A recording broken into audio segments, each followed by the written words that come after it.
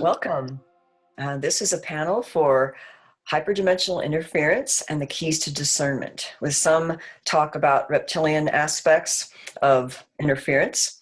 An earlier panel was done with the same individuals present about the love bite and the dark side of Cupid, which actually are both of my books. And I don't want to really overkill with that, because we've already talked about it with our last panel about the relationship interference and how all that manifests with love relationships, based on how I observed this with my own research with alien abductions and anomalous trauma. And by the way, my name is Lorgen. I forgot to even introduce myself, but I'll just go ahead and introduce everybody here who's going to take part in the panel. Myself and James Bartley. And he's done a lot of work and tons of work with reptilian research over the years, 20 plus years, a colleague of mine. And we have Tom Montalk and Carissa Conti, who've also done research with probably 20 years worth about, and excellent websites, by the way. I'm going to let you introduce your own websites and your own articles that are relevant to our discussion. And we have Bernhard Guenther, who's been with us before on the last panel. He's also doing research with hyperdimensional interference. A lot of healing issues come up in his own work, and he's talked publicly about this as well. And then Laura Leone, my colleague, and she's had numerous experiences and knows a lot about this phenomena, anomalous trauma, the reptilian possession issue, as well as what she calls forensic profiling, not only on a psychological level, but also on an occult paranormal level, which makes it very interesting, because this is actually something we've observed over the years, also in the Dark Side of Cupid book, that when these interference phenomena happen, let's say in personal relationships or love relationships, oftentimes there is the perception of a paranormal factor, or what we call a third-party entity presence, which could be an alien, it could be an interdimensional being, it could be, a demon, it could be any other being that's observed by someone. So there is that presence that's also observed sometimes with personality disorders. So we may cover some of that this time. And the reason I guess we wanted to go with hyperdimensional interference is because this definitely extends beyond, let's say, the love relationship or the alien abduction phenomena with ETs or aliens. That there's a transdimensional aspect to this that's interfering in our reality. And it's happening more and more. I think people are starting to wake up to this presence, and it's happening in benevolent ways as well as malevolent ways, or interfering or disrupting ways. And one of the areas that we felt was necessary to talk about has to do with the keys of discernment, and how do we really identify this when it's happening and not something that we're making up. So discernment is really important in terms of identifying what's happening, and also learning how to take personal responsibility so that we don't blame everything else on what our own unresolved issues are, because sometimes that happens, and we're going to talk at length with all of this. So I'm just going to go ahead and open up the floor to, I'm going to let Bernhard share a little bit about maybe why we decided to go into the hyperdimensional interference aspect to cover more elements that extend beyond, quote, the love bite and the dark side of Cupid. And I'll just go ahead. All right. So, one of the, as you mentioned before, Evie, one of the things I noticed in this day and age is that a lot of people are starting to wake up to the phenomena, to really start seeing their own lives and take it more seriously, as opposed to many years ago. But I see also a lot of confusion. Some people, when they first get into this material, they think it's like science fiction, or something very bizarre, which is very outside their reality bubble, so to speak. And on that point, I also want to point out, we're going to mention a lot of things in a nutshell, basically, although it's going to be a long webinar. A lot of information, and I think I can speak for all of us. We don't expect for anyone for us to believe anything, but do your own research, right? On all our websites, we have a lot of articles and books written, and a lot of resources where people can research that for themselves, right? But what it really comes down to, from a macro perspective, bigger picture perspective, is, we are in very intense times right now. I call it the time of transition. Everything is, everything is more coming up, the dark and light, everything is being more exposed. There's information overload, especially over the internet.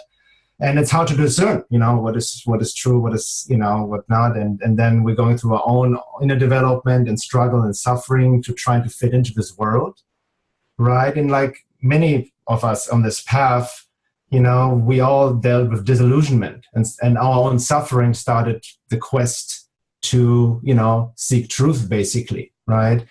And what I've noticed, like, as many of us, we kind of start on the 3D level of the matrix, right? Where we see that just on the basic level, the corruption of of government, religion, just basic social engineering, social conditioning, education, all of that, people just keeping us like clogs in a machine, right? And then, we see all the atrocities done by governments and what's happening in the world, all the misery, all the suffering. And a lot of activists focus on that, and they try to fight the matrix on a 3D level, right? But what's really happening, and what we're getting deeper into now, is that the 3D matrix is just really a manifestation of symptom of the hyperdimensional matrix, right? Which uses humans, their puppets, even world leaders or political figures or even secret societies and all these elements of the 3D matrix to work through for their agenda, right? And the agenda has always been to keep us in a frequency prison, on a lower form of consciousness based on ego consciousness, physical survival, and fear, right? And ultimately, we are their food source. So to bring in a nutshell, humanity is not on top of the food chain.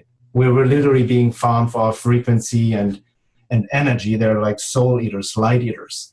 And most often they feed off of negative emotions through friction, fear, suffering, all that is initiated through interpersonal fighting or on the world scale through wars and all of that. And that's the frequency they like.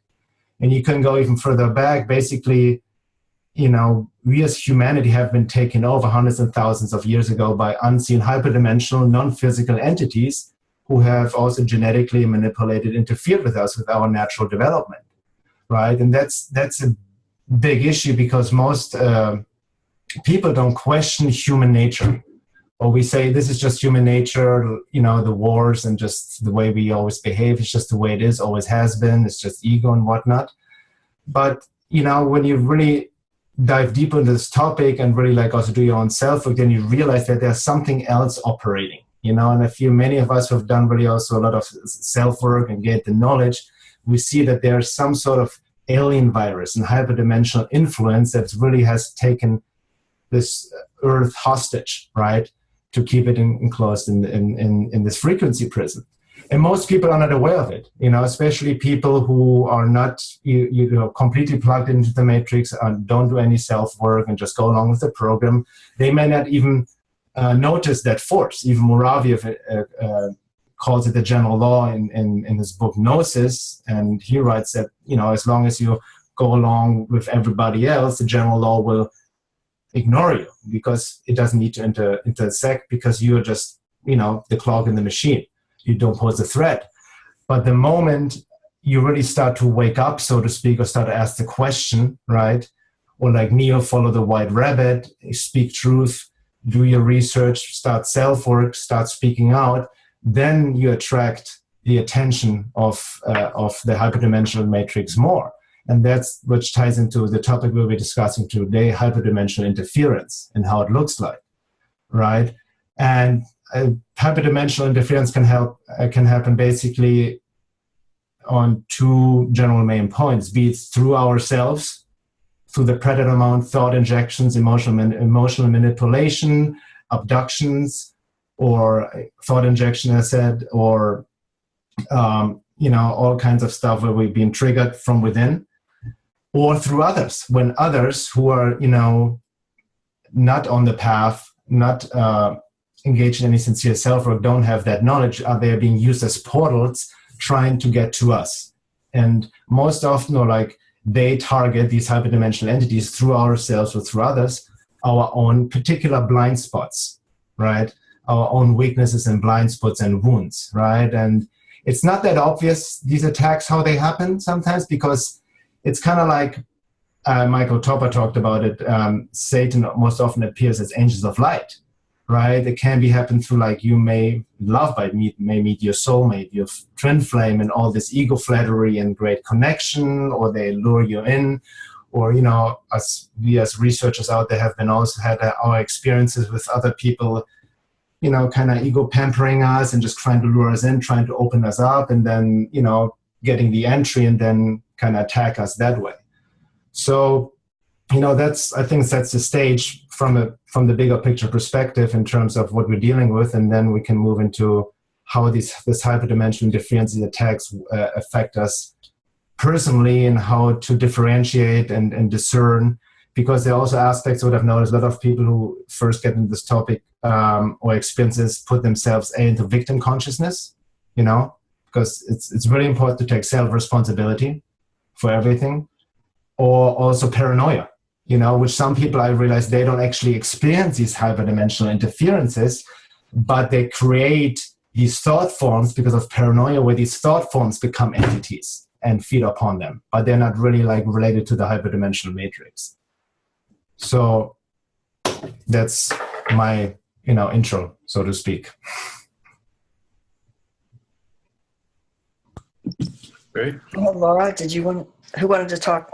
I just wanted to add to what Bernhard's saying with regards to a lot of clients that come to me are always baffled by what it was that they did in their lives to allow this to enter. Because there are differences between possession and hosting, and manipulation, interference, targeting.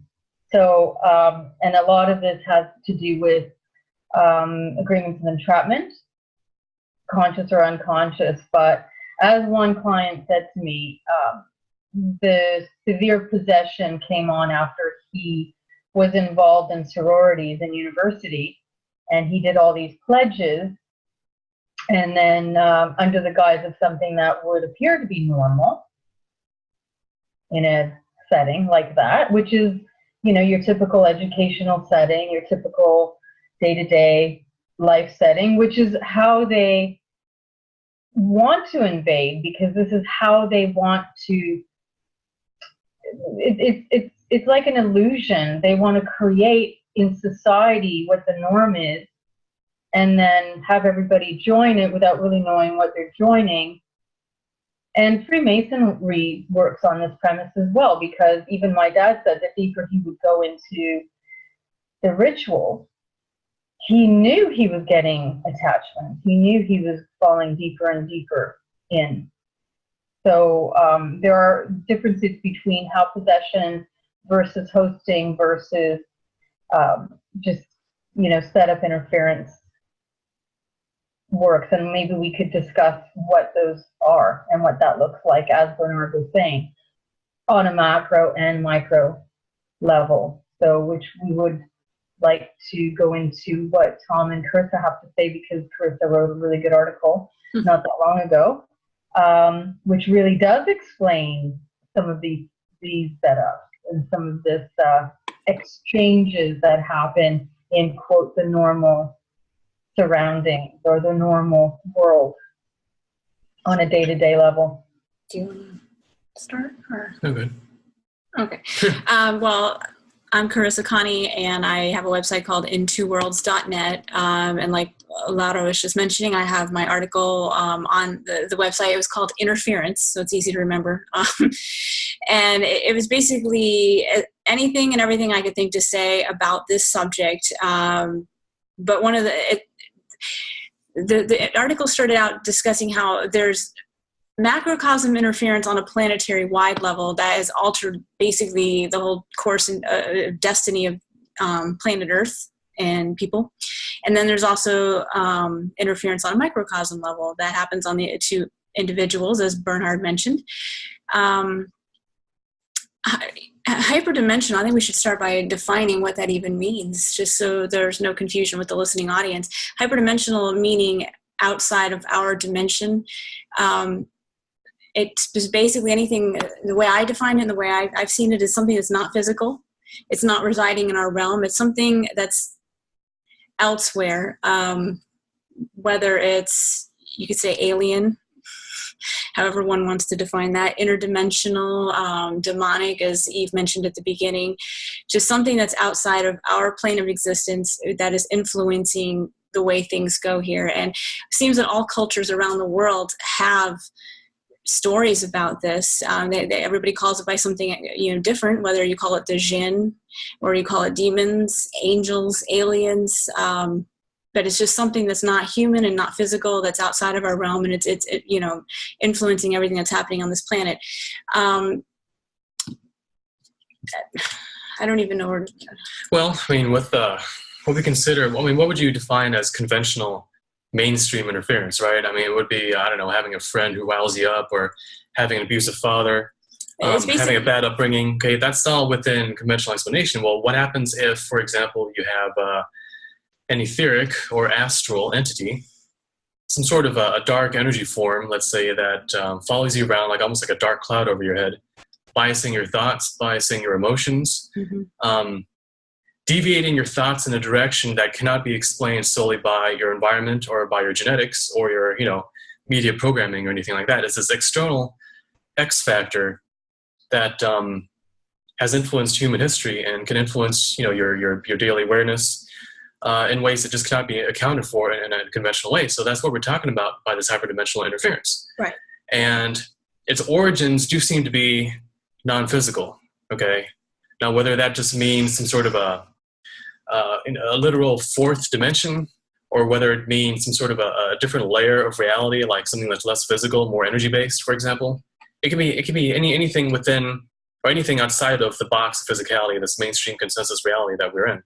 So that's what we're talking about here. Aliens, demons, some people call them, even ghosts, people who die, but they don't go into the afterlife. They just kind of hang around. I mean, it's a popular subject of movies because it's actually based on real research and real experiences. And, some people might be wondering, well, how do you know that these entities even exist? What's the basis of it? Why are we talking about it? Well, the reason is because, children, for example, a lot of them they don't have their psychic faculties shut down yet. So a lot of them can see these energies, these entities. And that's where this whole thing about, monsters in the bedroom, in the closet, under the bed, and, screaming at night. I mean, when I was a kid, my first word, it wasn't mom or dad, it was Geist, because I lived in Germany at the time. So Geist or ghost was my first word because, I remember being in a crib and this pale face with, beady black eyes just kind of looking in over the side of the crib, and it scared the heck out of me because I'd be screaming Geist at the top of my lungs. So I saw these things as a kid, and I know people who are clairvoyant who can see them. People who have night terrors or sleep paralysis episodes. They say that sleep paralysis is just a form of, your body's in dream mode, and the body part is shut down, but your mind is still aware, so you're having hallucinations. But it's not completely true, because a clairvoyant looking at a person who's sleeping, they actually see some of the subtle energy, raising from the physical. Okay, so they can see the soul separating from the body slightly when a person goes to sleep or is sleeping. And I've also had it where I've woken up out of a dream state where my physical body wasn't yet attached to my soul. So I was kind of hovering above, almost like an out-body experience.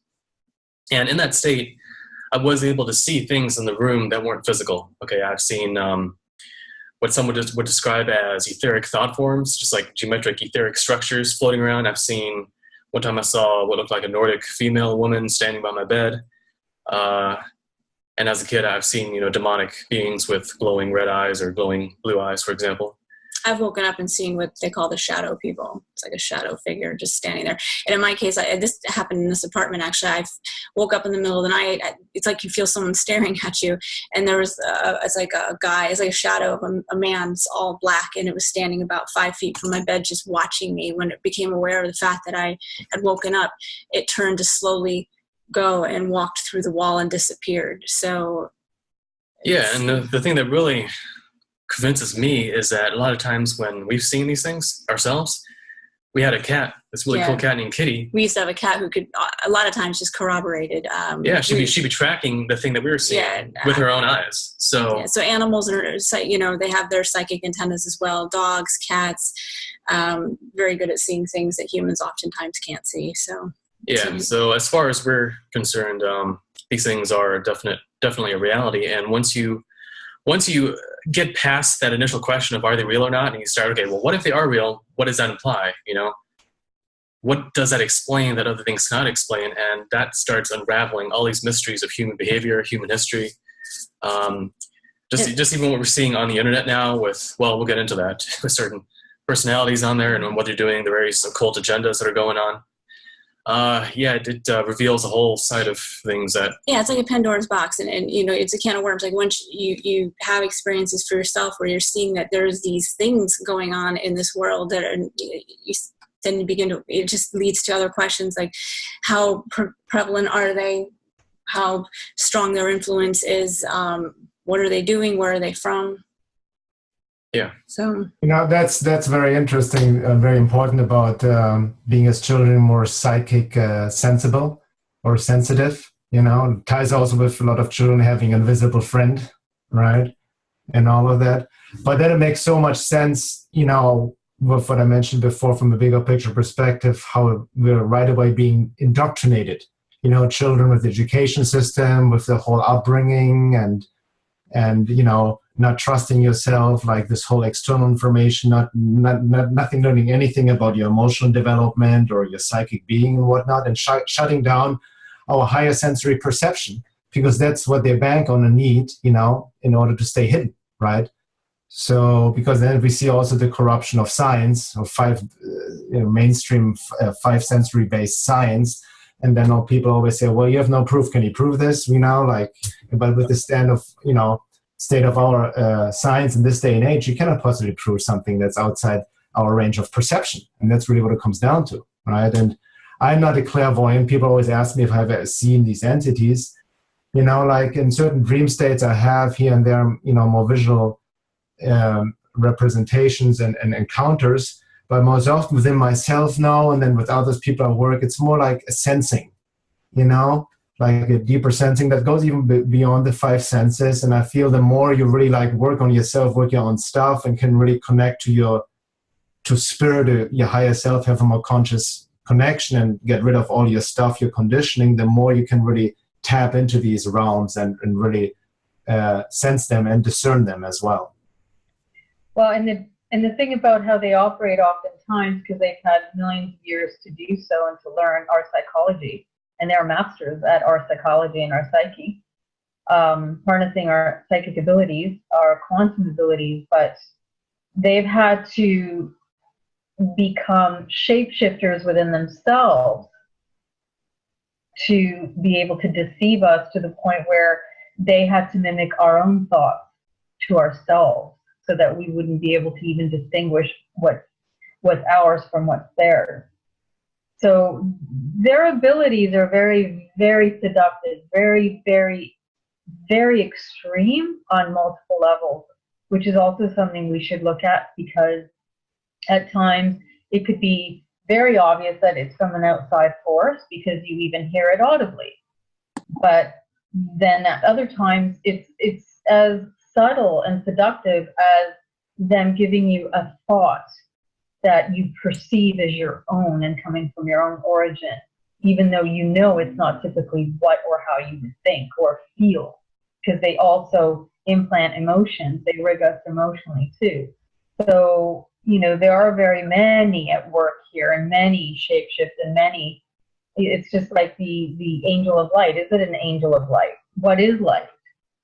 Is light only light because of how we perceive it on this reality, on this dimensional plane? They play with all these tricks.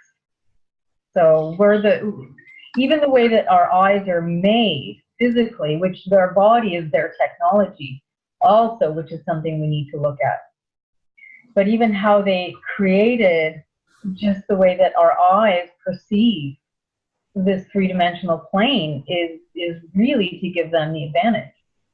That's a good point. And children are the ones that sometimes can go beyond beyond that, and I remember being a kid, I would always see, I saw a lot of activity, a lot of that, and then realized that something happened to my perception, even in color, when I started becoming a teenager.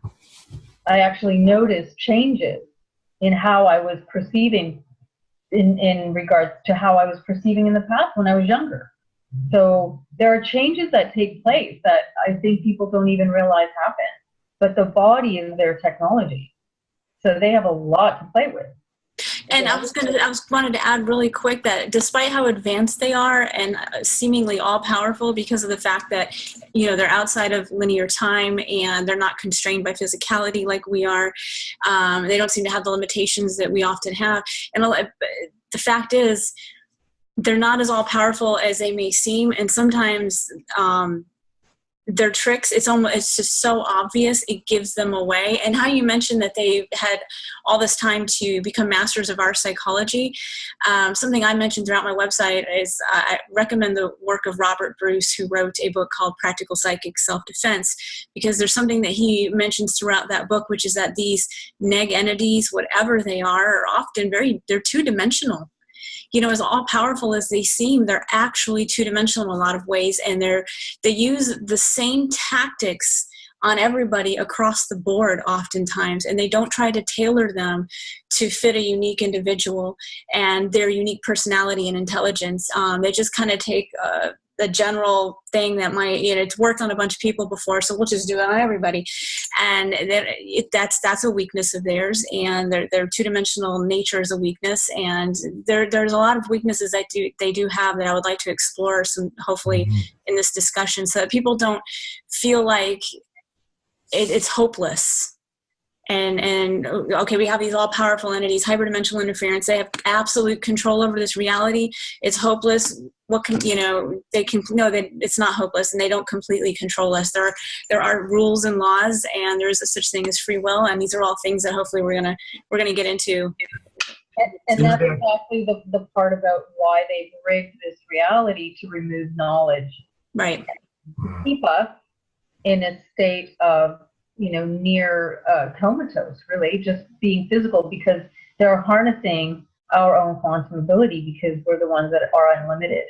But they had to remove all the knowledge, all of the sacred knowledge, even of who and what we are, our past, even the reset buttons, the continual reset buttons, because otherwise it wouldn't work, because we are the ones with the power. And I just want to make a point. I mean, because it reminded me when you talked about the parasitic nature of these and how they're inserting thoughts, but it's very much like how it was discussed in the Nag Hammadi of the Gnostic tractates about the demiurge and the archons and the mind parasites.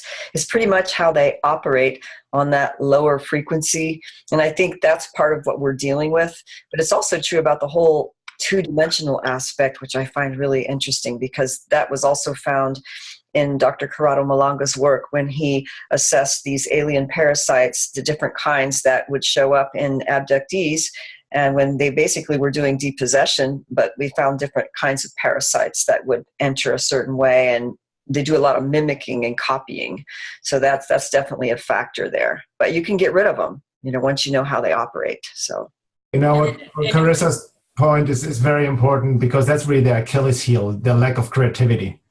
And we all maybe learned it the hard way, because looking back, we talked about the love bite, right? All the red flags. So part of you is always aware, but we just it's our learning process, you know what I mean? And more tapping into to our own self-work, and also gaining knowledge. That's what I really want to, tell the audience as well. Gaining knowledge and understanding is really important, because knowledge protects, and all of us, even we do these videos, and all of us have amazing articles on all our individual websites and written books. So there's a lot of information on our website, which I really encourage any listener and viewer to go there and read, because people ask me so many questions sometimes, which all can be answered if they would just read the articles, right? And I know in this day and age, there's a little bit of a short attention span epidemic going on and all of that, but there's no shortcut. You need to sometimes, you need to take time and study and learn and read, and the old information is where, most of our articles especially Tom's and Carissa's and mine, are really great summaries of the topics with great resources, of books and other experiences. So it's really about, giving that effort to really gain that knowledge and really learn, right? Because you cannot really, so many people want the truth spoon-fed, and it's not really possible, especially with this kind of knowledge.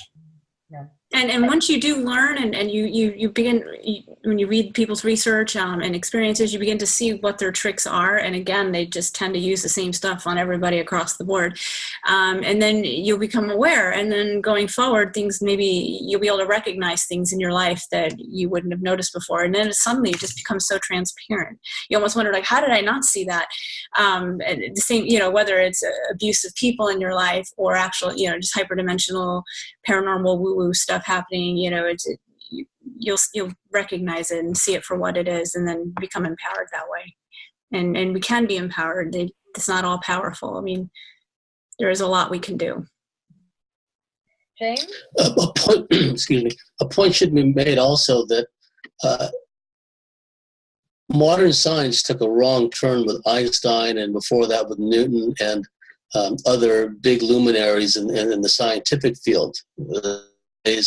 Everything is reduced to a long mathematical equation, and the academic community produces people that think linear terms, that think in a very 3D reductionist mindset, whereas one goes into the past, into the distant past, as Evie pointed out, with the Gnostics talking about the demiurge. There was this general understanding from people at the highest levels of society down to people that were considered commoners or peasants or whatever the case may be, that there was this hidden hand working to basically enslave humanity and manipulate our reality at our own. And when one looks in the ancient times, for example, and up to the modern time, there was different ways that people propitiated these gods, if you will. In the old days, the centrality of the gods in the people's lives was a given. Military campaign, a commander like Alexander the Great would go into a temple and sacrifice a bull, or they would have a large mass scale or a sacrificial offering to the gods. And then you have more evolved cultures that would have ceremonies where tobacco would be offered, or alcohol, or something of value. Think about some of the South American cultures, the Native American cultures, and they had their own way of interacting with these unseen spirits and these unseen entities, and specific about who they interacted with. They wanted only, like the more positively inclined cultures, to interact with, acknowledge, respect those unseen influences that were beneficial and which they perceived as being stewards and guardians and helpers. So it must be understood for the layperson watching this that it's only in recent times that there was this general that only something that is tangible, only something you can hold, only something you can measure is real. And everything reduced to a mathematical equation, which shunts us into the left hemisphere of the brain, further enmeshing us into this matrix. So that should be pointed out. And how this does affect us on a micro scale, a lot of you have already alluded to this, where beings up till the recent past, and I do believe things, as Carissa pointed out, the fundamental constants are changing. Tide has turned, but in the past, in the recent past even, these beings, these interdimensional beings, have had the tactical and high ground because they existed beyond time. They exist beyond the 3D physical realm. It's easy for them, for people who've been lodged into this 3D linear way of thinking. It makes the latter very vulnerable. And an example. I'm sure all of you are familiar with the that ranch in Utah where the Bigelow Foundation and CIA fronts, actually, National Institute of Discovery Science, sent teams to the Skinwalker Ranch. There's actually a book, Skinwalker Ranch, and they brought in teams with all this sensor equipment, all this electronic equipment, people with scientific backgrounds, and the nature of that ranch, it seemed to me to be a big interdimensional vortex area. And the entities that were working there basically made a mockery of all the technology, all the equipment, all the sensors that the scientific experts brought with them. They showed the equipment, they made the equipment malfunction, they made the equipment give bad readings. That's another aspect of this alien artificial intelligence hyperdimensional manipulation, is this ghost in the machine effect, which has affected a lot of this field who do our best to try to get meaningful, valid information out. It seems to me those things don't seem to happen to those people who are in the, basically our matrix sentinels that are here to give disinformation, promote deception, promote confusion, acrimony. They don't seem, at least outwardly, from the outside looking in, to have these kinds of problems. It's only when people make a decision to put meaningful, valid information out, practical information that people can sink their teeth into, that's when these kinds of interference. And it should be understood also from the micro standpoint. Again, going back to ancient times and the traditional societies, there was an understanding, a consensus understanding that these unseen influences could have, if we were unwary and if we were in a vulnerable state due to emotional, physical distress, whatever the case may be, we'd be vulnerable to their depredations. We'd be vulnerable to their malign influence. And we can look at examples of addictions. If someone is sexually addicted, out of the blue, get this compulsion. If they're sitting there watching television or they're sitting at home and they're bored and got nothing to do, they may have this overwhelming compulsion in their car and drive across town to a strip club. If someone is trying to break a drug addiction habit or try to detach themselves, and I'm not making any value judgments here, but bad association, i.e. people that do self-destructive things, whether it's excessive use or it's other self-destructive behaviors, and a person is making a conscious effort to detach themselves from such association, a compulsion within them can become so strong, whether it's, and what happens is all these unresolved issues within us that we have and worked out start to come into play, where we feel the need to become socially engaged. We feel the need to get out and interact with, because of whatever unresolved issues we have, despair, loneliness, lack of self-worth, self-loathing. All these are constantly engendered. OCD thought forms begin to bounce around an individual's head like an echo chamber, and suddenly, because they're bored, because they want to get high, whatever the case may be, there they go. They're going to a place where they know they're going to meet people who are indulging in excessive substance abuse, excessive drinking, and all that kind of activity really feeds into this kind of feedback loop kind of cycle.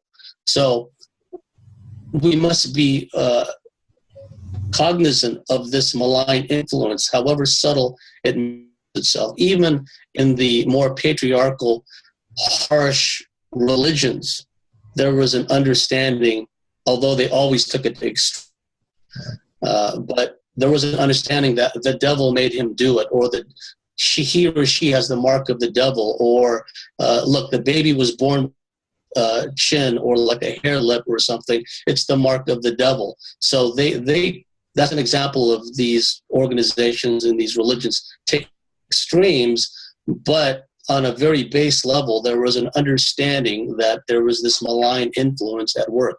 So if we can move away, if the listeners can move away from the reductionist kind of 3D tangible, I need proof, I need something to sink my... I encourage them to find the book about the Skinwalker Ranch, find out what happened to that team there and how they were confounded, because people that have that kind of bogus scientific mindset are the ones that are most threatened by confronting information.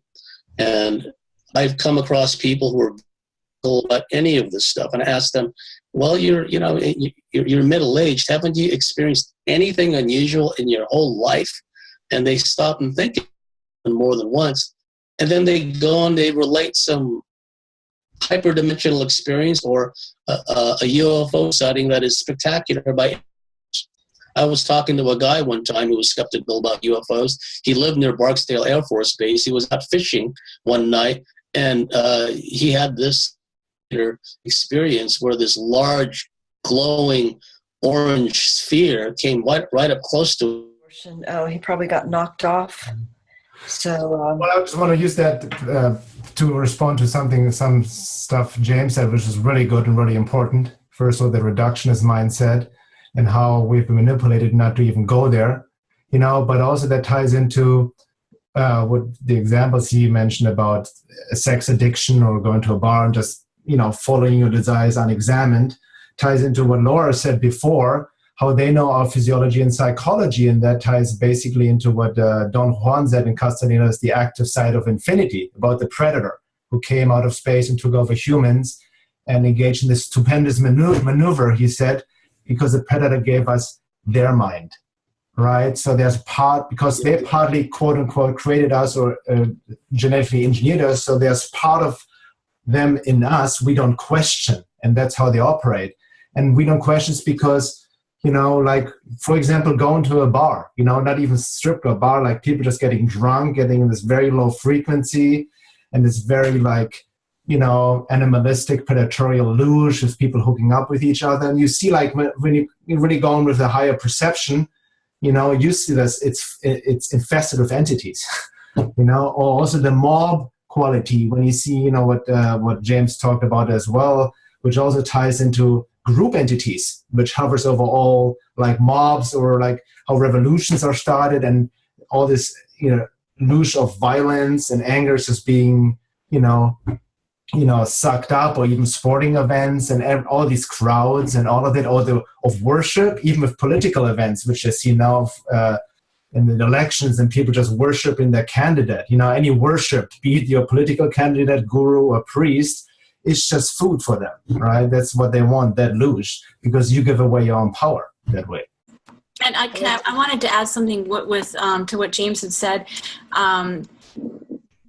Well, the whole the extreme skepticism thing, it's just another side of the coin of mindlessness and mindless believers. They're just two sides of the same coin. But I just wanted to put in that discernment is good, and there, healthy skepticism where you question things and you don't automatically just believe what everybody's saying. That's actually a good thing. It's something I encourage in my articles. I don't want people just mindlessly believing and getting caught up in stuff. But so I just want to put that out there, that we're not saying that, everyone needs to be, crazy and superstitious. Definitely discernment is a good thing. And you don't want to fall into blind belief or like extreme skepticism. Exactly. Be balanced. So, and in my case, I went for a period of time where I tried on atheism for like a couple years. But it just got to a point where my experiences were to such a level, there was no denying it anymore. And to try to keep denying it was just ridiculous. It's like trying to pound a square peg into a round hole. It's like you're just grasping at straws to try to find excuses to deny what is just right in front of your face. So, just so anybody in the listening audience understands, like, why would I believe in things? I've just seen enough. It's just there was no denying it anymore. Like paranormal experiences? Paranormal. The woo, as I call it.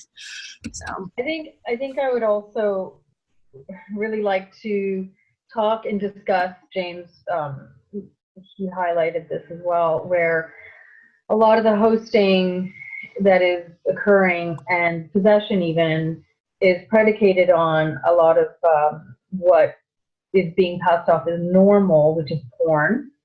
Porn is free on the internet. I mean, somehow the government, they have this power and control that they can just shut down what they don't want people to have access to, but with porn, they seem to be helpless. So, you know, that's accidental? No, that's not accidental. So that aspect of it, and just what that does to a person's evolution when they embark on those infections, because I do believe that's an infection that sets in. You know, I mean, I look at that as a, you know, like an entity spore or spawning in you, and just the degree, right, and just how that leads into all the other things. And it really is, it's become this wild contagion. You see it nowadays with, I don't know if you guys heard of Tinder, that app, which is basically an iconic app. Like people just hooking up to have one night stands or whatever, to have sex. A lot of young people just based on swiping and pics. And that's it. And it's, you know, like you said, it's normalized. It's even like a good thing. It boosts your ego. Yeah, tonight I got laid again with somebody from Tinder. It's huge, you know. And people don't question. I just wanted to say one thing about, because James had brought up this strip club, because that was a huge thing that happened with one of my clients who observed her husband actually became hosted over time by attending strip clubs and becoming sex addicted by attending repeatedly particular types of strip clubs and behaviors. And this person was clairvoyant as well as an artist. So she was able to see clairvoyantly with her, quote, third eye, not only like a type of reptilian imagery that appeared, but also the technology associated with that, with some kind of technology that is interdimensional at the same time, that infected him through strippers and prostitutes that were servicing him within certain strip clubs. That and then she even drew some pictures. So I can do a screen share if you want of two small pictures. I mean, because this is on my website, by the way, and I'm not sure if you're going to be able to see this. There's two small pictures. I don't know if you can see them, but what she saw was there's a strip club with activities going on, but she saw a cone-shaped energy thing that emanated actually from a UFO that was visible and invisible. And it had some kinds of energies and cords and different things that linked in with the people that was linked in with the UFO. And that these things actually opened his energy field up. So she was actually shown in a meditation through deep prayer and meditation, like basically what happened to her husband, because she knew there was an entity. It was actually a hosting situation, which is different, as Laura said, as full possession, because full possession is where the entity is fully in all the time. But in this situation, she actually observed the entity basically standing in the back. And it was actually more visible during the sex act itself, where the entity actually came in fully in the body only during the orgasmic event, which was a short period of time, and then it came out again. And so that kind of thing happens. But she noticed also this iguana kind of figure on his shoulder that was outlined in a type of electric blue or a neon blue, and then also hooked in with some kind of white cube thing. But the real energetic structure was actually the overshadowed reptilian image, which is a lot larger than the body, and those are drawn by many people in the field, where it's basically a very large, tall reptilian entity that's overshadowed and in the back, and they may link in through the heart chakra or the sexual chakra. So this is what she observed over time, that, you know, he became robotic and he was sex addicted, but she actually saw the technology in her third eye that was linked in with the craft and with the people. So there was like a dual kind of thing going on here, with that there was an infection that happened over time. So I think this happens with certain kinds of porn addiction, that it bombards your mind with imagery, but it's as if something is literally coming through the technology now, because it changes your behaviors, and you can have sudden compulsions or even telepathic things happening when you're on the computer. And I've had people report that to me. So it changes their behavior, and it changes what they need to become aroused by over time. So I think it's an unnatural thing. It's actually opening people up to types of interdimensional technologies and hosting situations. Can you describe what she said her her partner was like prior to this versus what he was at the end? Well, I think it's a process over time, definitely, because I had another client who observed this over time in actually a husband, ex-husband, and it did take place over time. And in fact, one of my articles on the internet, which was from, I think, the year 2000, 2004, I don't know what year, it was called The Birth of a Host, and the process, by step-by-step process of how the reptilian hosting and possession takes place over time in the person, with the personality changes as well as the energy body changes that are observable by a clairvoyant.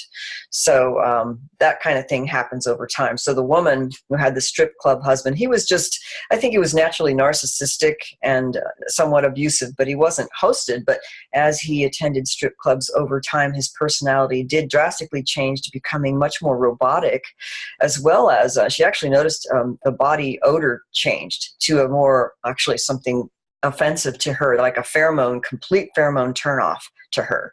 So and I've heard this from other people who've had hosting situations where the pheromones are like awful, and I've heard this through many cases. There's something to that their smell changes actually.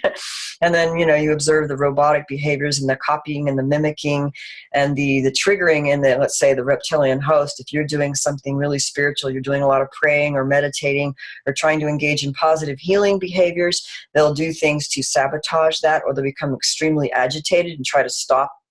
Like this man would try to stop her from meditating and doing the things. She was literally raising her vibration. She was actually a phenomenal person who was able to finally get out of the situation. And it was actually much more complex than just her husband's situation. It involved a large company.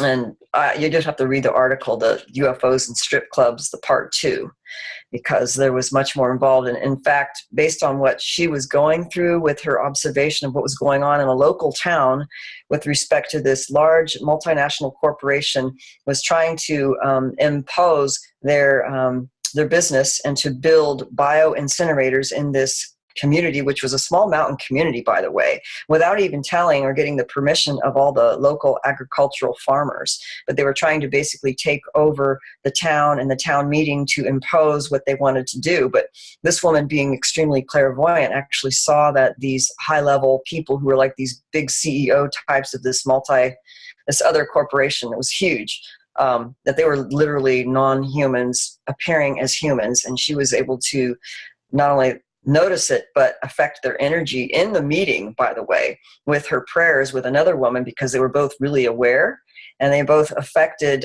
the behaviors of the people in the meeting so that they weren't so mind controlled by these reptilian hosts who were basically taking over this meeting. So I think it was a good example. You're going to have to read the details in the article, but it's an example of how we can take back our power without having to be overly confrontive, but basically raising our vibration, tuning in with our spirit, and basically affecting the frequency and mirroring it back to them so that they can't continue in these kinds of behaviors, because they're doing a lot of type of hypnosis and trickery, and as if they're putting spells on people in these community meetings so that they'll just vote on whatever they want.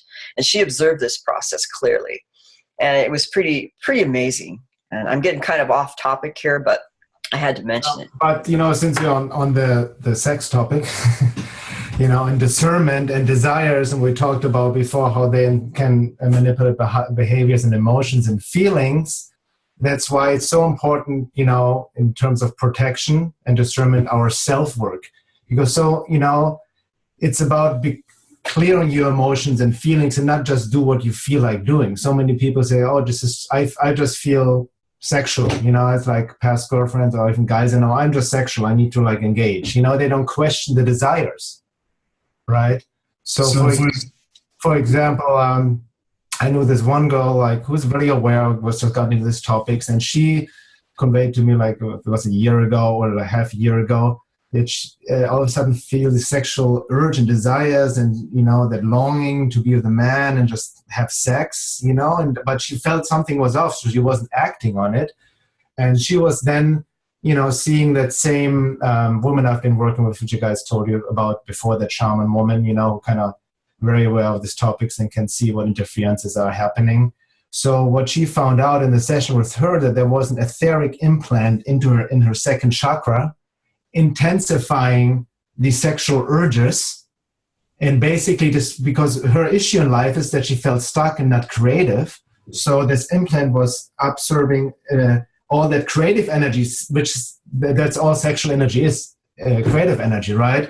And kind of like, if, you know, funnel it in more like animalistic sexual desire and try to get her to act on it and block her from really like becoming more creative in her whole life, right? So it's really important to question, you know, it's also on that note, we're not here about demonizing sex or sexual desires or shaming people, right? This is not about shaming people.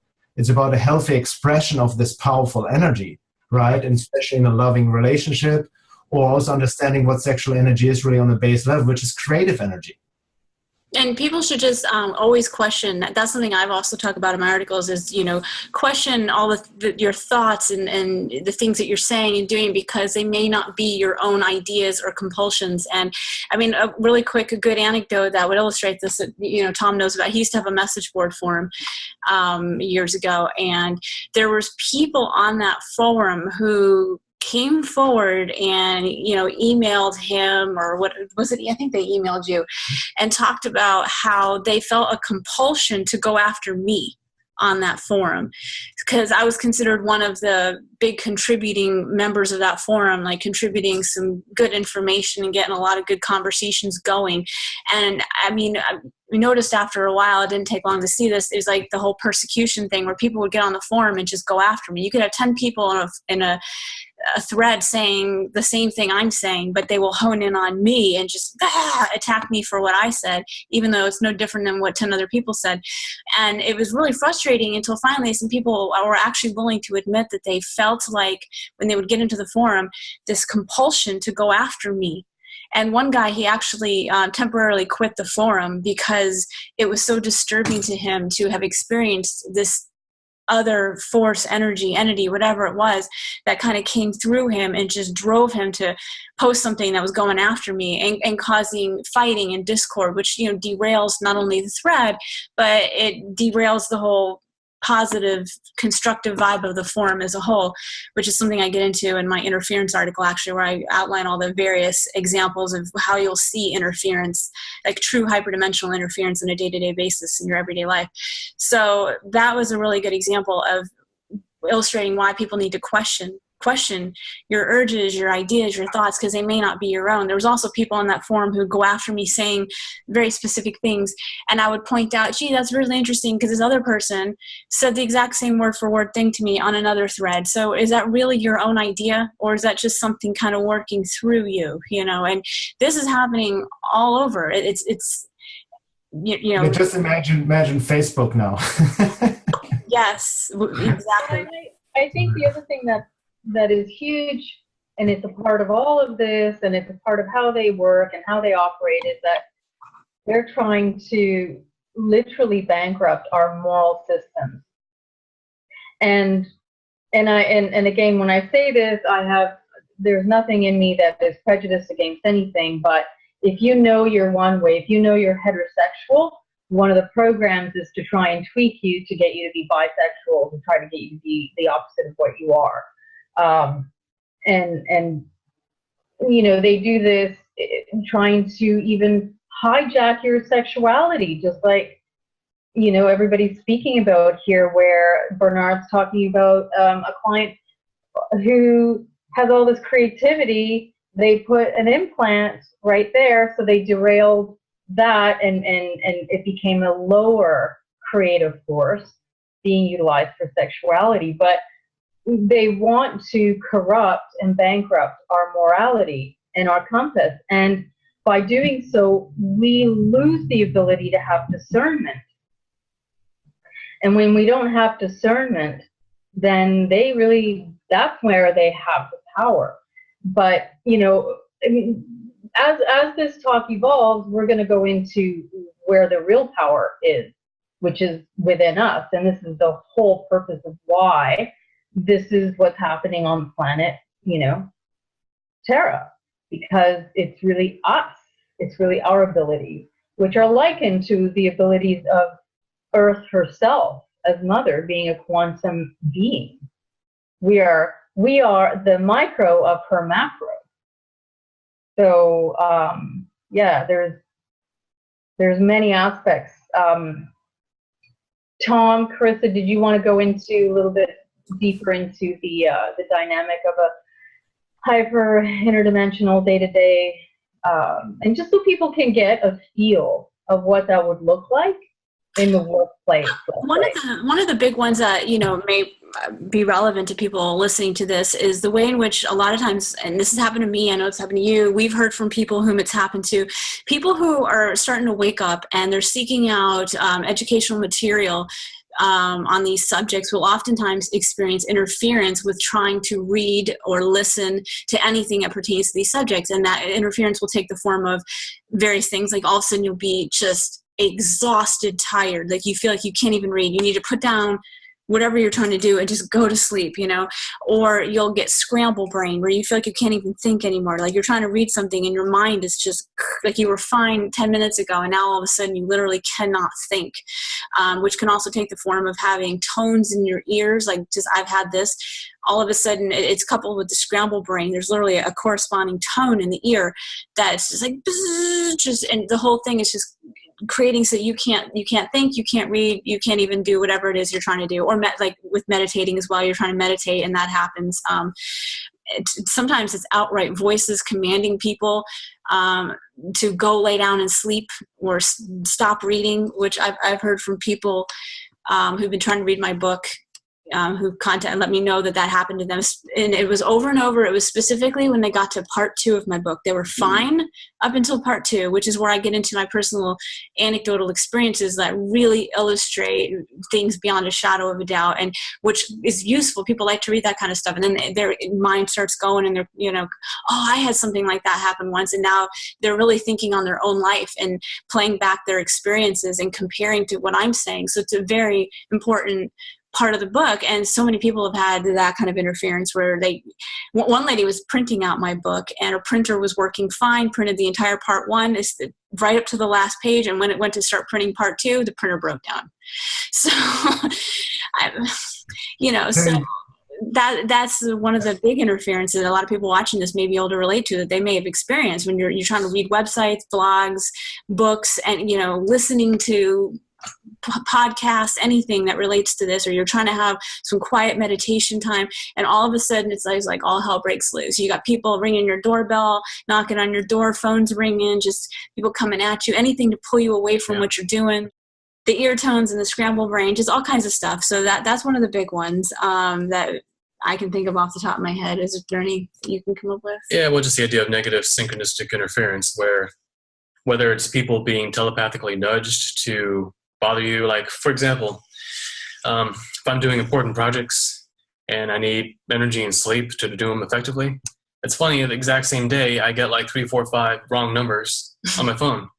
And when I don't have any projects going on, I don't get anything like it's amazing. I mean, the probability, if you actually figure out the probability of it, is so incredibly low that all these things will cluster in during these meaningful times that, you know. Yeah, and that's important to note too. It's the probability for any skeptics out there that would be like saying, oh, well, you know, that stuff happens. Yeah, it does, but you have to look at the probability and what are the odds that on a particular day when you're trying to do a certain thing, everything comes together. Like you have 10 different things that would otherwise normally not happen. And so it's statistical improbability that you also have to look at.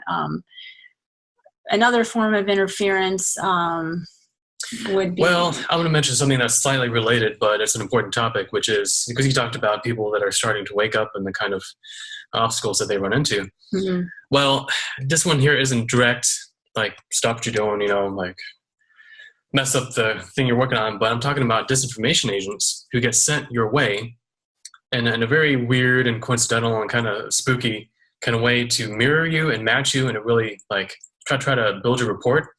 And then hoping that once you start going in parallel with them, they can kind of deviate you along with them down this kind of paranoid, disinformational, really, really kind of or whatever it may be. I mean, maybe they have a particular agenda they want you to promote or get in line with. So that's why they try to build that rapport and get you to kind of come with them. And they use neuro-linguistic techniques, anything they can to get you nodding your head yes and going along with them. And then all of a sudden, they try to get you. They spring that agenda and I've experienced that, people reaching out to me, trying to do that with me, and I know you've experienced. Yeah. So if you think about someone like a really desperate, cunning salesperson being sent to you to make a deal, how would they act, right? They'd be like, "Hey, buddy, how's it going? You know, you want?" And they build this rapport, but you can tell that they're too pressured. Like, for example, when I first started researching the Matrix stuff back in 2000, 2001, specifically the idea of the Matrix control system and synchronistic manipulation, I was contacted by this woman who ended up mirroring all the things that I hadn't yet written about in an article. So all the research I was doing for the past 2 weeks, this person contacts me through a website that I had another website at the time, like a personal thing, but it wasn't linked to my Montalk site. So there's no way for this person to know what I was researching the past 2 weeks, or to be able to connect it to my, my main site. And she wrote me, mirroring back to me all the things that I had sort of been suspecting, but then putting this really strong paranoid disinformational spin on it. And she was coming on like a crazy salesperson, sending 4 or 5 emails a day, demanding a lot of time, and then just going kind of bipolar and sweet one day, crazy the next day, using emotional manipulation techniques, and until eventually I just locked her out of my life. And then she disappeared from the internet, and all the information that she previously had up it disappeared. I wasn't able to find it, so she basically disappeared from the timeline as far as as I could tell. So that was very strange, the way it came on, the way it ended. It's almost like something was edited into my reality or my timeline to try to, deviate me a certain way. But when I didn't buy it, disappeared again.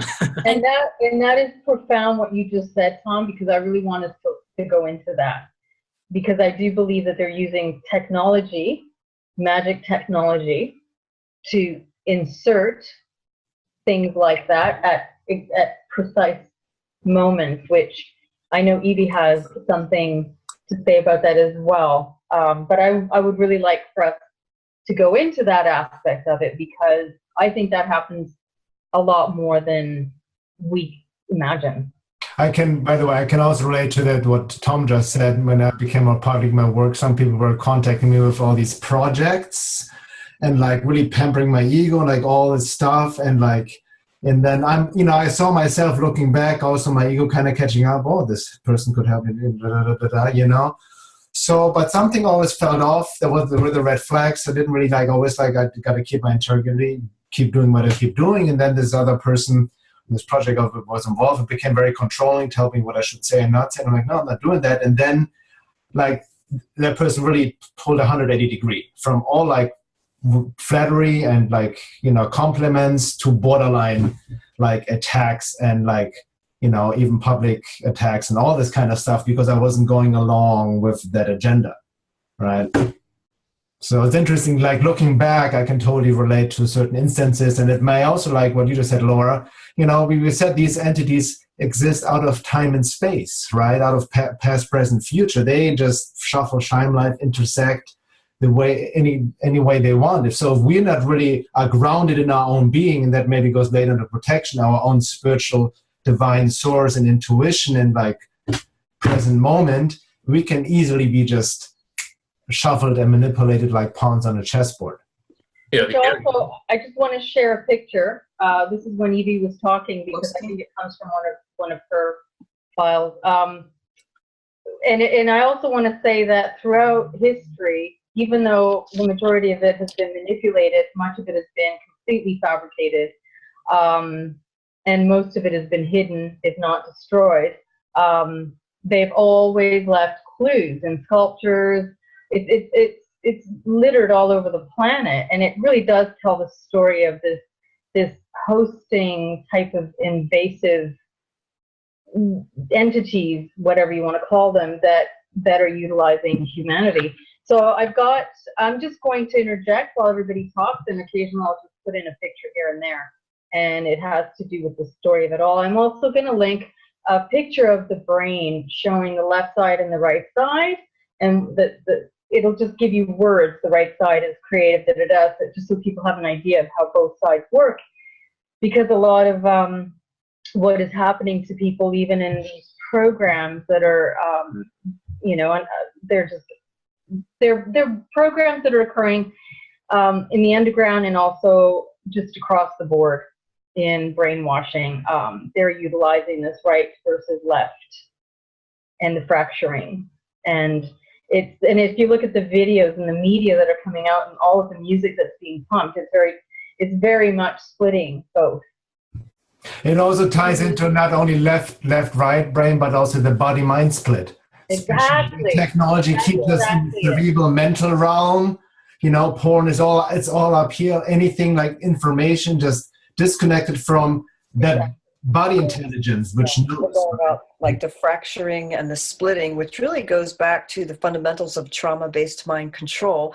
But you add in the interdimensional aspects of entities that actually help manage, and they call it interference and handling that takes place on the interdimensional level, so that the alter personalities who have specific program behaviors or tasks are handled by the interdimensional entities. So sometimes I think that's how it all works together and why it works so well and why it's so well hidden. But the interdimensional beings themselves are the ones handling and managing a lot of this, and managing even, let's say, somebody moves in on your life, let's say it's a love bite or a dark side of Cupid setup.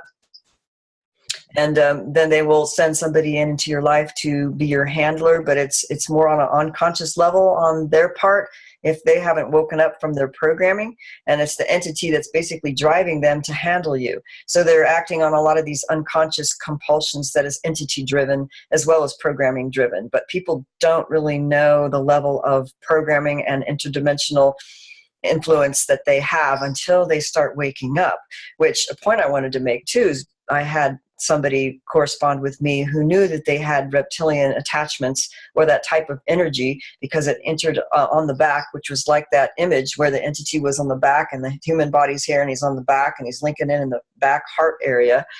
But it came in his life. He was kind of born in with it, but he knew it was present. So he worked very, very hard for many, many years to clear himself and finally rid himself of these entities, this reptilian.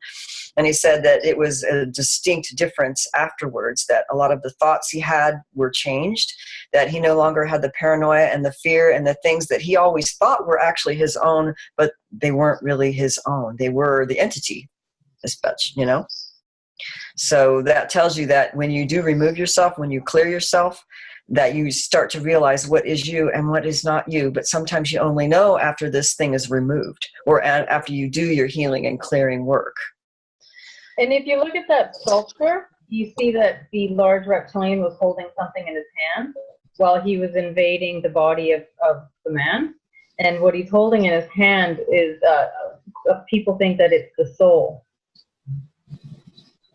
So well, there does seem to be a dichotomy at work where the cultural, societal programming is intended to keep us in our head, keep us in our mental headspace, keep us in our mind, yet at the same time disembody us, disconnect us from physical body, which speaks its own language, which has its own form of communication, which we interact with ideally in a holistic fashion.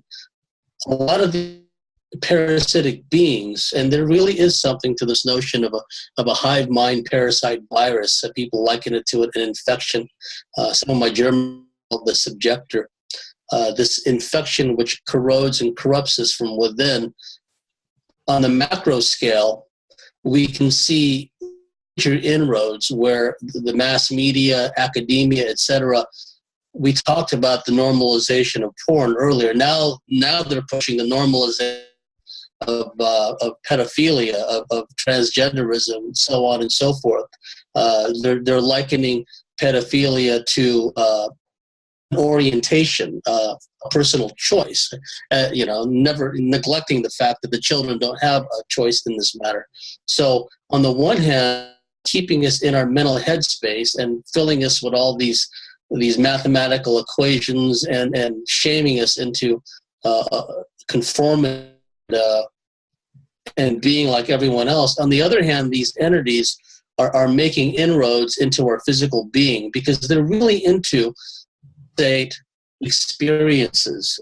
For example, in the sexual realm, when someone has been subjected to this hive mind paralysis, they not only can become addicted to sex, addicted to porn, but if these entities develop what I call a full interface with the individual, then it could start, the sexuality deviates into other forms of expression, which again, I'm not passing value judgments here.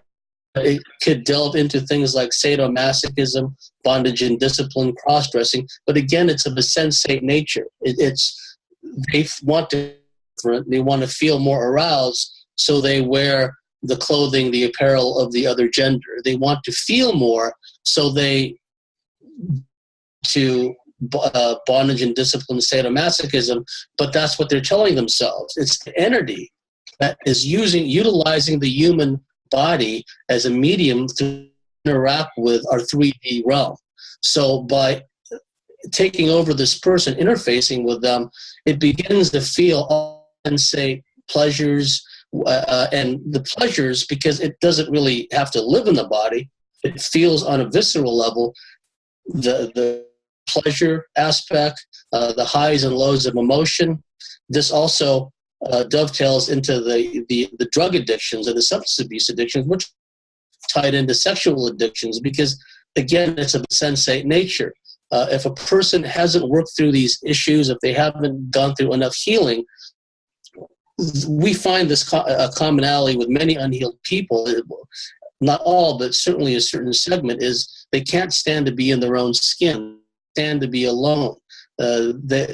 Because when they're alone and they have time to ponder, what happens is the OCD thought loops of despair, worth kick in. So they have to mask that, whether it be substance abuse, whether it be one form of addiction or another, addiction with digital devices, iPhones, laptops, whatever the case may be. All those things tend to feed this addiction cycle, and it allows these entities to further interface and further develop strongholds within these people, because it wants to have this sensate feeling of being able to not only feel within the person and direct the person's feelings and emotions, but influence them. And by doing so, it will start pushing them and guiding them into scenarios and situations where even more emotions and more of these sensate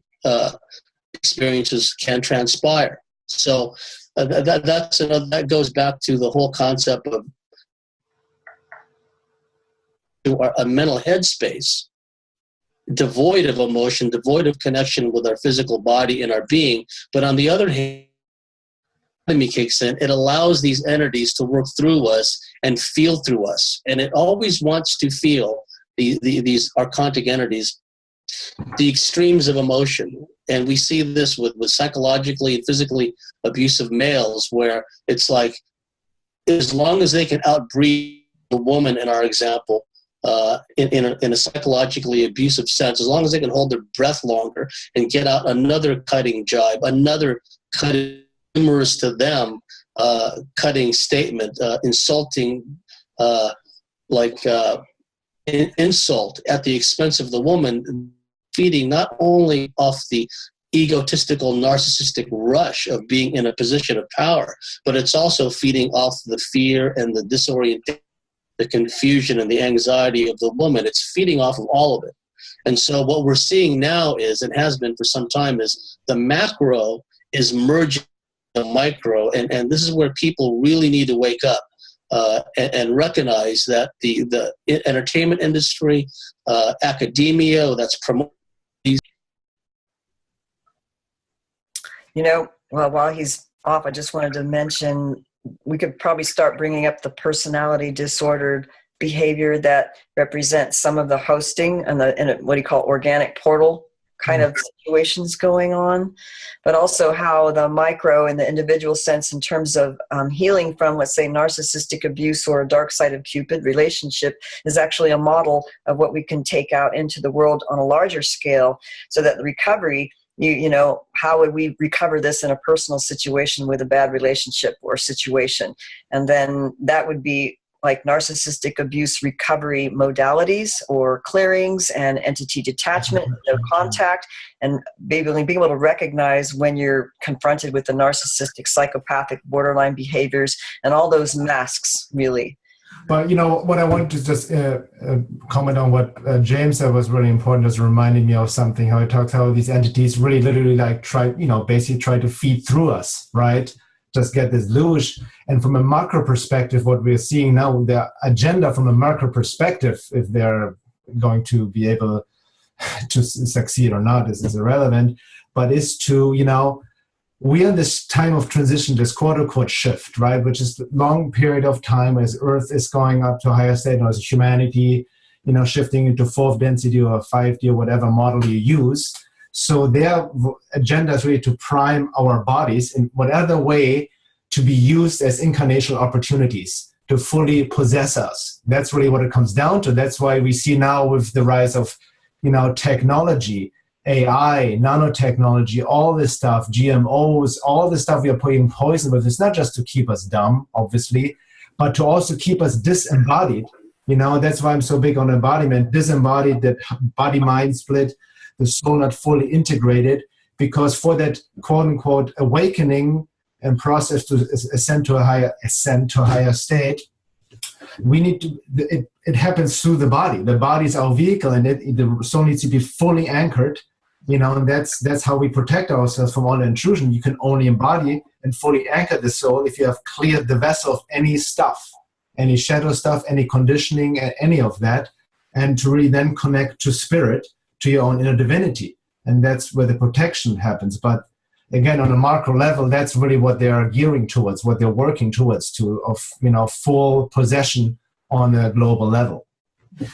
I'm so glad you brought that up. It's totally true. And that's what Malanga found in his studies of the abductions, how the aliens parasited us and lived through us through this parasitization and, you know, distortion of our perception and feeding on the energy, and how over time they want to hybridize so that once their parasite is there, they're able to express these hybrid genetics until the quote, the spirit, the higher self, is completely enslaved by the program of the parasite and the program of the alien in a genetically modified body that has more difficulty connecting with that higher consciousness. And people have it mixed up. They think they're being upgraded by these benevolent beings, but I think it's more of the opposite, and that there's I see a lack of discernment in terms of being able to do a simple diagnostic assessment of MK Ultra mind control programming, or even muscle testing for any entities that are overriding, let's say, the spirit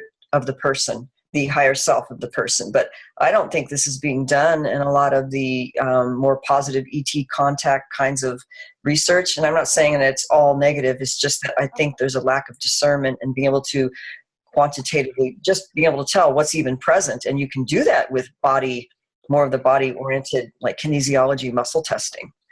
But I don't know if I'm getting off topic from where you wanted to go. But James didn't finish talking, but I do want to go back into what the personality disorder aspect of all of this, these infections and what they bring in people, and also on the other hand, what Bernhard is saying, because they are priming the body for this artificial takeover and hybridization, so that the soul will be split and full possession can happen, because then they will be embodied. All of these non-bodied entities will have a new hybrid species in body, which is part of why the GMO is all these Frankensteinian. It is altering us in a very anti-life way, which is it's also setting the stage. Oh, go ahead. No, I want you to finish, James, because you got like. Yeah, it's not just what's happening here, where in this rapidly increasing frequency-wise 3D realm we're in, because in this flux state, a number of things could happen where this is why the powers that be, the archontic forces working through their hybridized minions on the surface, are pulling out all the stops now. It's not only they can ultimately turn us all into drones, non-thinking, robotic drones. This is very common when we're talking about process too, where when the entity has developed the full interface within the host human, they have to learn how to act like a human, which is why they at times themselves in a robotic fashion. They have to understand how to like open a bank account. They have to understand how to interact with a waitress. This is like all new to them. They've only been from a parasitic level. Now they're working through the person's body and having to guide, the individual and look convincing. But I do believe, and this could be the subject of a whole nother segment, is a really deep issue that dovetails into the MO fluoride vaccination issue, is the reincarnational soul harvesting aspect. Because if humanity allows itself to be dumbed down to the extent where they're stuck in physical embodiment, and yet paradoxically at the same time, stuck in this headspace full of indoctrination, full of dogmas, full of lies, that will set the stage for soul reincarnation, soul harvesting, so on and so forth. So it's not just what's happening here on the surface in linear time we have to deal with in order to break this paradigm that we find themselves in. It's going a step further. It's the end game that these quantic entities have in mind. It's more than just what's going to happen on this planet and on the surface and 3D physical embodiment. They want to maintain the cycle of harvesting and reincarnation in perpetuity forever. They want endlessly recycled over and over and over. So that's something that must be taken into account. Not to mention the multi-worlds that they've created and the parallel world and the astral world that are associated with how they are rigging our psyche and our metaphysical quantum metabodies, because this will have to be another topic, because that is really what's happening. It is multiple thing. It's a multiple world dimensional reality occurrence of really, I think, the entire universe. Yeah. Yes, it's the entire plane that's being affected. Maybe we'll bring it back because that's literally a whole segment on its own.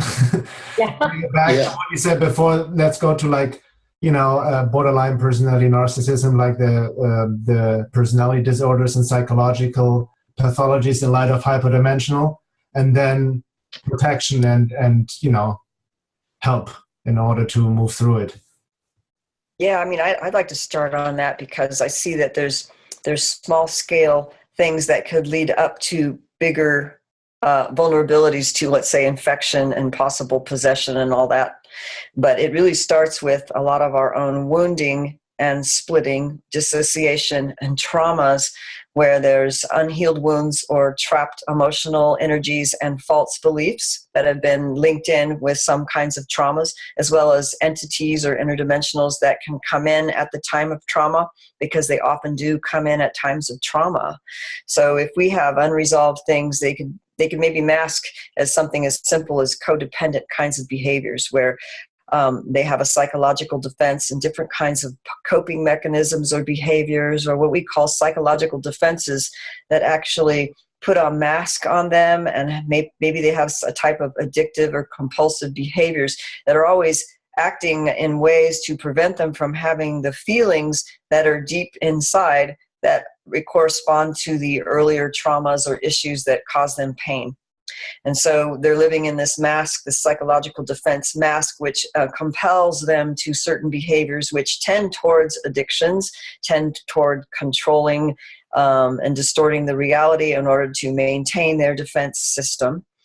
Or they may have full-on dissociation or a full-on personality disorder, which is more, what they call it, pervasive, and it actually is more explicit in terms of dysfunctional behaviors, as opposed to, let's say, a simple codependent who just has anxiety and certain tendencies.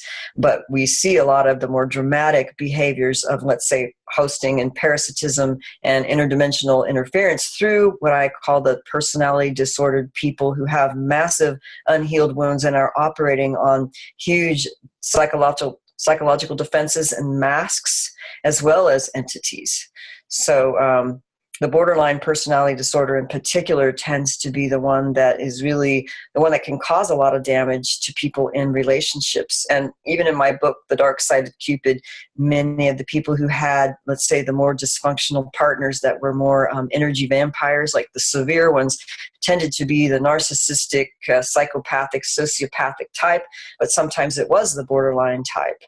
So that's something that needs to be addressed, because that's where you can identify it as well as know, let's say, the reasons why it became that way. So maybe Laura can just kind of chime in on that aspect. Yeah, what because this is such a deep area, which I love. I love this area. I find it fascinating. What I find is the false shadow personality is protected by the narcissist. So they create this narcissistic mask to cover and hide the actual false personality. So it's like a double. It's a double hiding. So you've got the real injured, wounded child buried in there somewhere, but they're so disconnected from all of their core wounds that they're literally functioning on comorbidity, which are many layers of masks, all of which have different personalities, all of which are personality disorders. That's why you always will have, like, the thing that a person will see the most and at foremost will be the narcissism, but in actuality, the borderline typically is what drives the narcissism, and the narcissism is the protector that comes in. Then you have the you've got the manic phases in association with their triggers. So as soon as they're triggered, they won't ever get to the point where they're even connecting to their core wounds, because they're so disconnected they can't describe what they're feeling. But what covers it is the rage or the punishment. It's demeaning you, it's verbally abusing you, it's trying to find your core wounds and pulling them to the surface and twisting your core wounds right inside there and making it out, projecting it onto you. Yeah. So it is fascinating, the cycle that happens of this type of abuse, and especially when they have all of, they're easy prey for these forces to come in and utilize them. That's the thing, they're some of the best prey for them. And they are usually and typically very intelligent, very charismatic. They have gifts, but it's so dangerous. Their intelligence is so dangerous. They will use their sexuality. They will use what they know you are tuning into. And they're empathic enough and psychic enough, too. This is the other weird thing about this dynamic. Typically speaking, these people have psychic ability. So they will tune right into you, and they will know exactly what you want, and they'll mirror that. But often, too, they'll mirror what you are to you. Yes. Because they're empty, and they're functioning on a false personality, shadow personality disorders constantly, and all these masks protecting themselves and all these altars. So in essence, they're empty. They feel empty, and they will say to you in a moment of weakness, I feel empty. But what they do is they'll mirror you to you, but you don't know it. So you're falling in love with you, or you're falling into what you're seeing as yourself, but you're not able to recognize it. But they can't sustain that for too long. And this is when they start manipulating and meddling. And this is when they start weaving and twisting. So the second that their facade starts shaking down and breaking, that's when they'll like twist it, suddenly create chaos, suddenly create trauma and drama, so that they can make it about you. They can make it about it being your fault, you cause this, and derail the whole thing so that you no longer are focusing in on what's really going on. And extremely befuddling, like kind of confusing. Yeah, in their reality, just when you're getting it, they just do this incredible twist, but they can actually get you in this cycle for a long time. They can victimize you and keep you trapped for a really long time because they have all of these other, quote, your gifts. They're like using your gifts against you. And you're, and in the end, I mean, you can, I mean, not, I'm not saying, I'm not advocating to play with these people at all. I don't mean that, but I've actually done experiments where I have gone out of my way to not react, but react in different ways. I've gone out of my way to just project and mirror back to them what they are, and I refused to give them what they wanted to engage with, which was me, or whatever my traits are. And the result is very interesting when you persist. One of the things that they can't stand is if you ignore them as well, right? They'll love anything. They will love it if you get violent on them even, but they just can't handle if you just pretend like they don't exist. In fact, Laura, what I wanted to say was, in my own experience, and this is something I put in one of my articles about, is called The Hidden Puppet Masters, where I talk about the borderline subject. But the whole thing about the anger, what I've kind of noticed, it's like, in my experience, dealing with a borderline mother, you could, like, first off, you could see the force that was operating through her. You know, you could see when the eyes changed, the face. I call it the glint in the eyes, and it's like a glassy, glinty eye thing, and the predatorial smirk. And it was like the whole goal was to try to get me to react and to lose my shit, and just. Yeah, and then it's like standing back with that self-satisfied smirk, like that's all they want. It's like trying to feed off the energy, and they don't care how they get there. They don't even care what it is that you're mad about. It's just as long as they're dragging you down and derailing you, getting you to just be your lowest, worst version of yourself and give up that energy. And that's all they care about in my experience. They want you and trap you in their game. That's really what it comes down to. And what you said about the ignoring is so that 0 point consciousness, that's really what comes down to protection, to not engage in this interpersonal fighting and give them that food.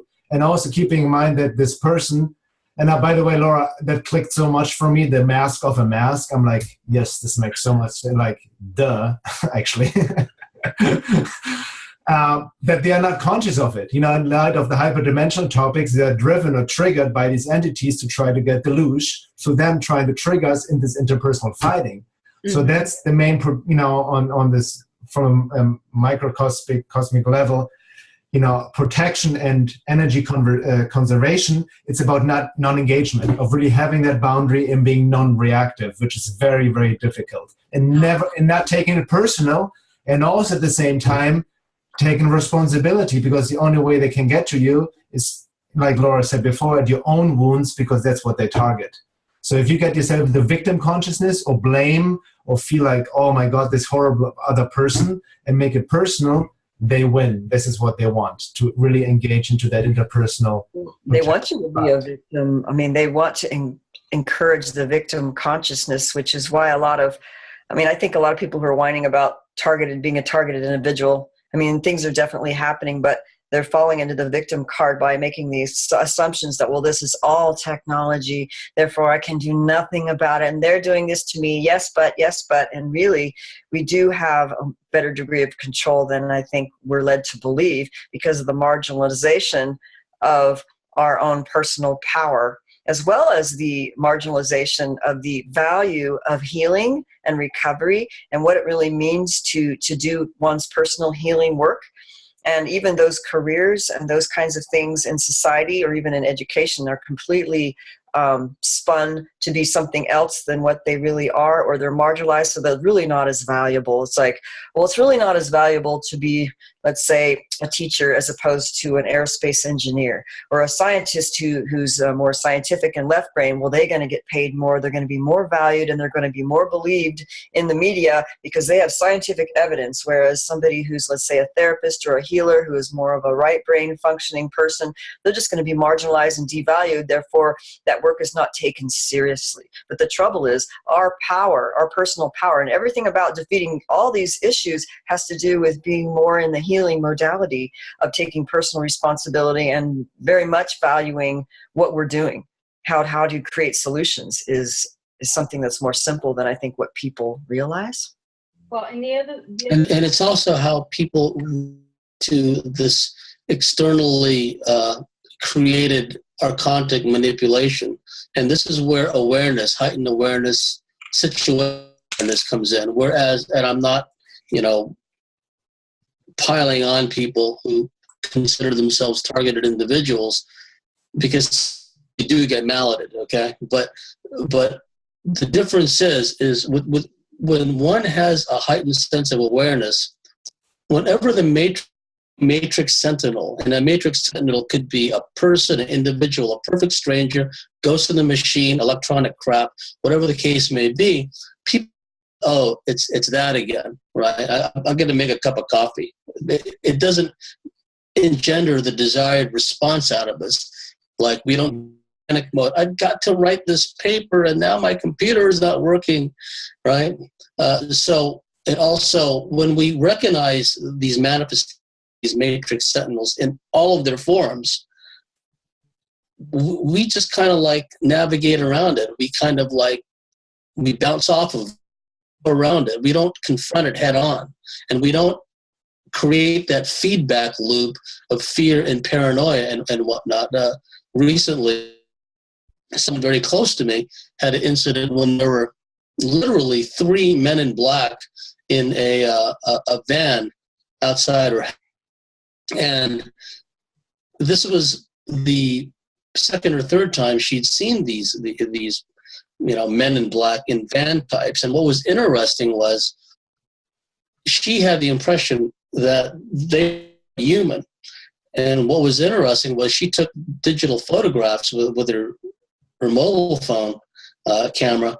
And then when we looked later on, we only saw the van. When she knew that there were 3 guys, men in black outfits, dark sunglasses, the whole bit, along outside of the van, as because they intuitively knew when she looked out her window. And in the moment she looked out the window, and then they tuned into that, oh, here she comes. And then they were very blatant about slowly moving further down the street. But again, what was interesting, out of the 2 photographs that were taken, there were no people that were seen outside of the van.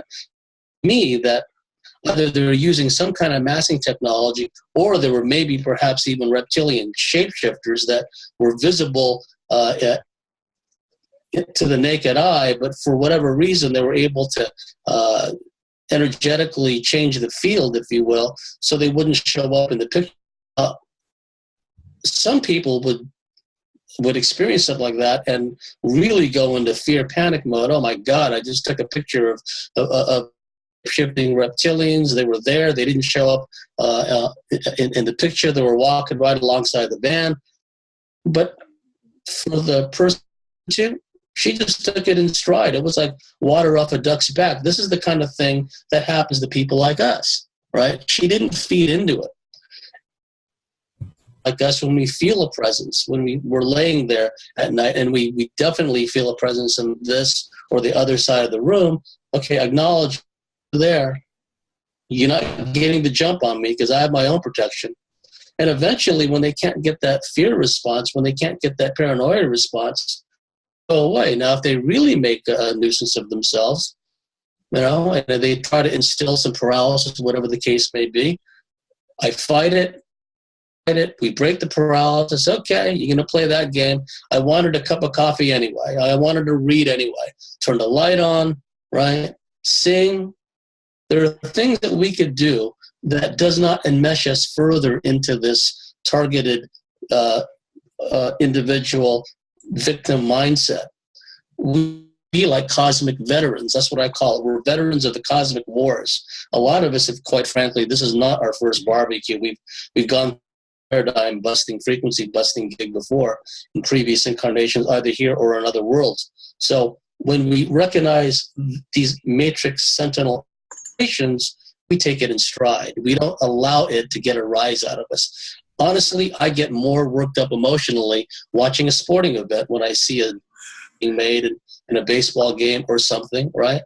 I mean, that in itself is feeding into this matrix simulation, but it's something that quickly passes. As far as these manifestations of this archontic influence, they only get out of me what I give to them.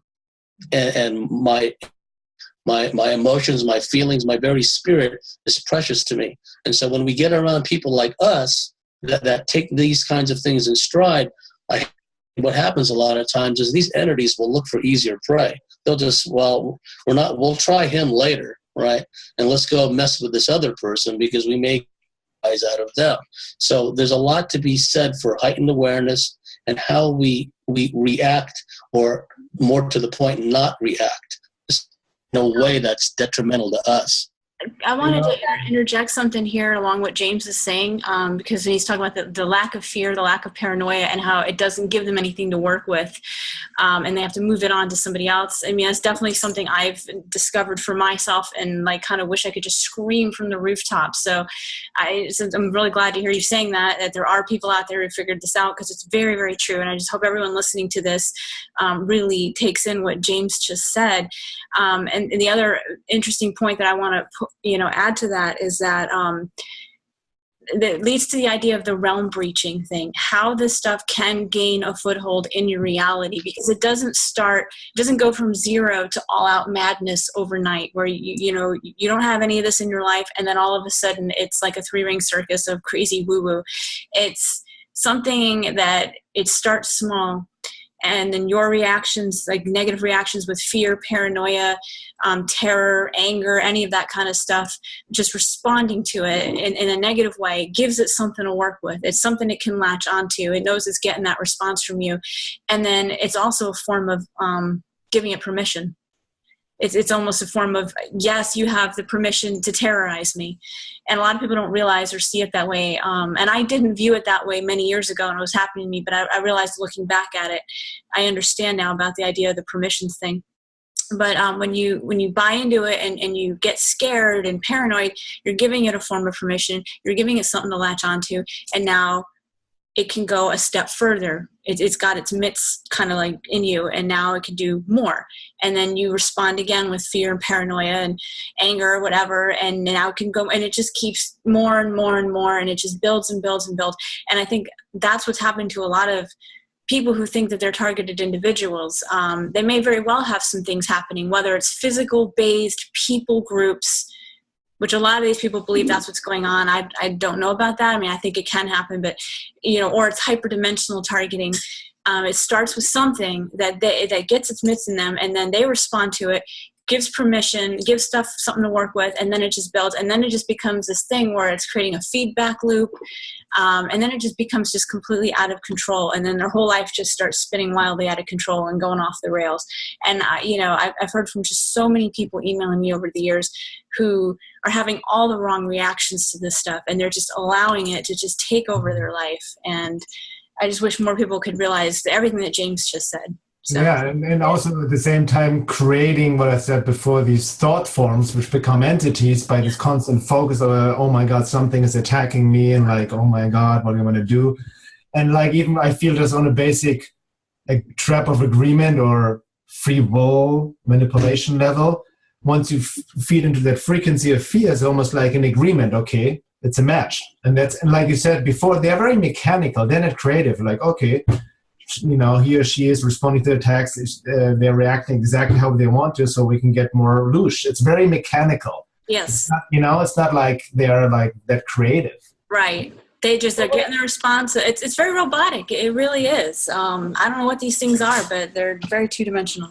But I just want to say one thing very quick, which reminds me of what James talked about, which I had on my bulletin point, which also ties into the hyperdimensional intrusion in the so-called truth movement, which I see a lot, especially in this day and age, especially very, truth movement. I don't like the word anyway.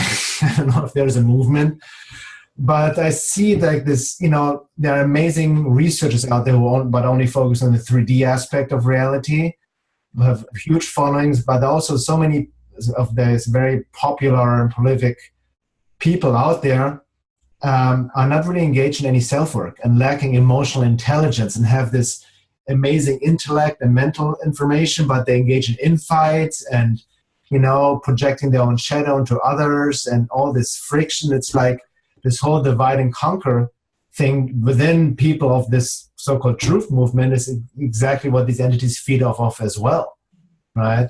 So it just affects so many people, like even well-meaning activists, right?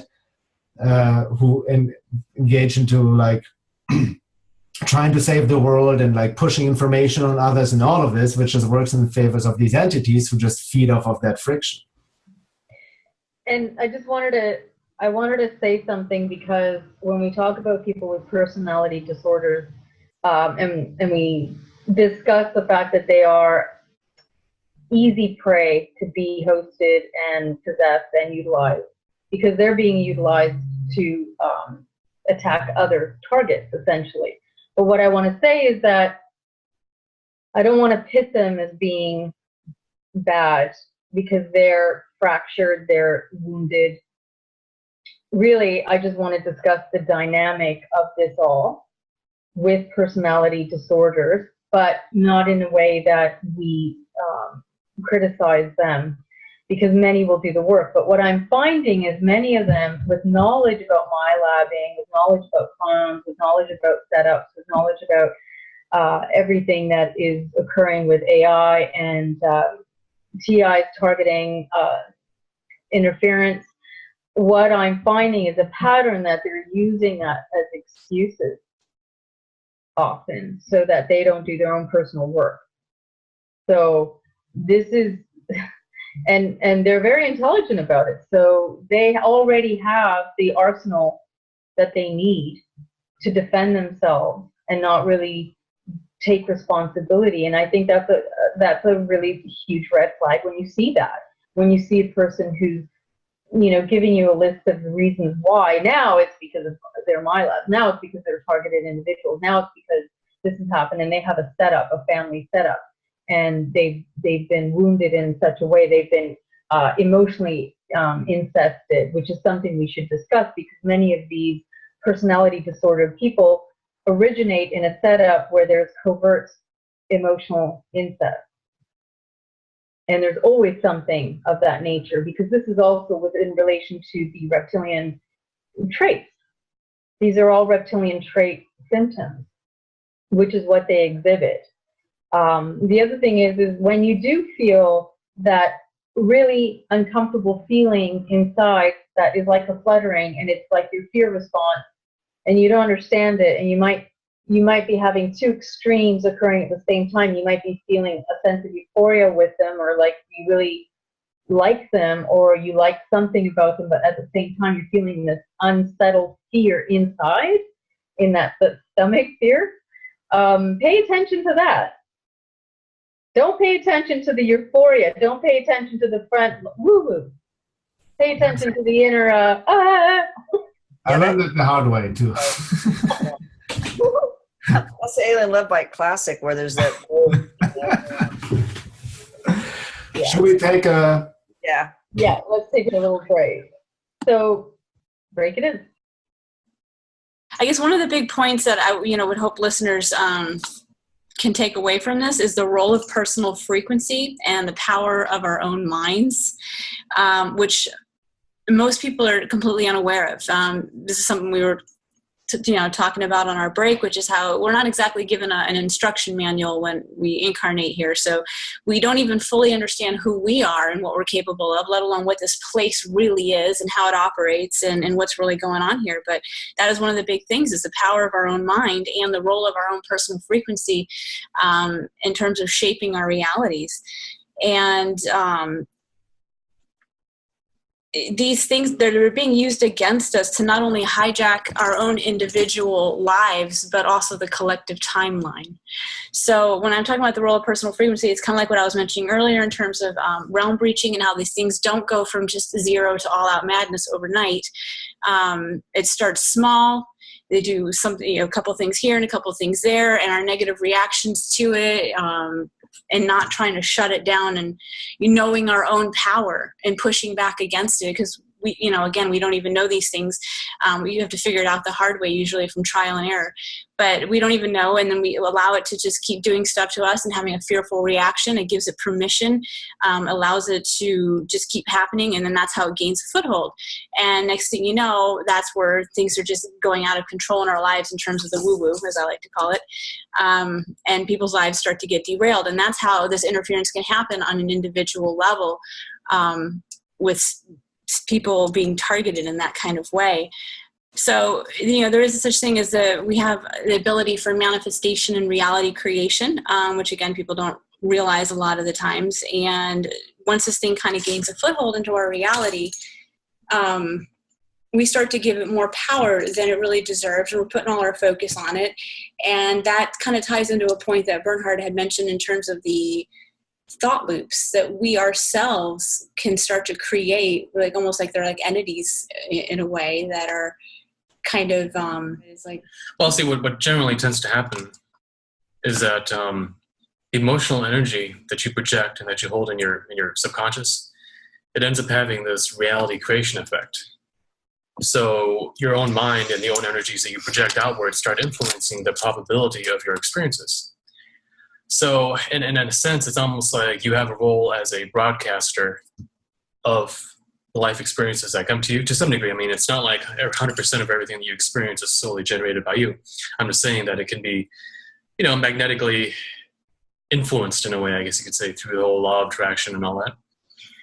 But the dark side of the law of attraction is that if your subconscious can be polluted with negative programming or paranoid thought loops, for example, then, or if these entities can build up a sufficient level of interface with your thoughts and your emotions and your body, then they can start broadcasting into your reality through your own thoughts and your own emotions and energies.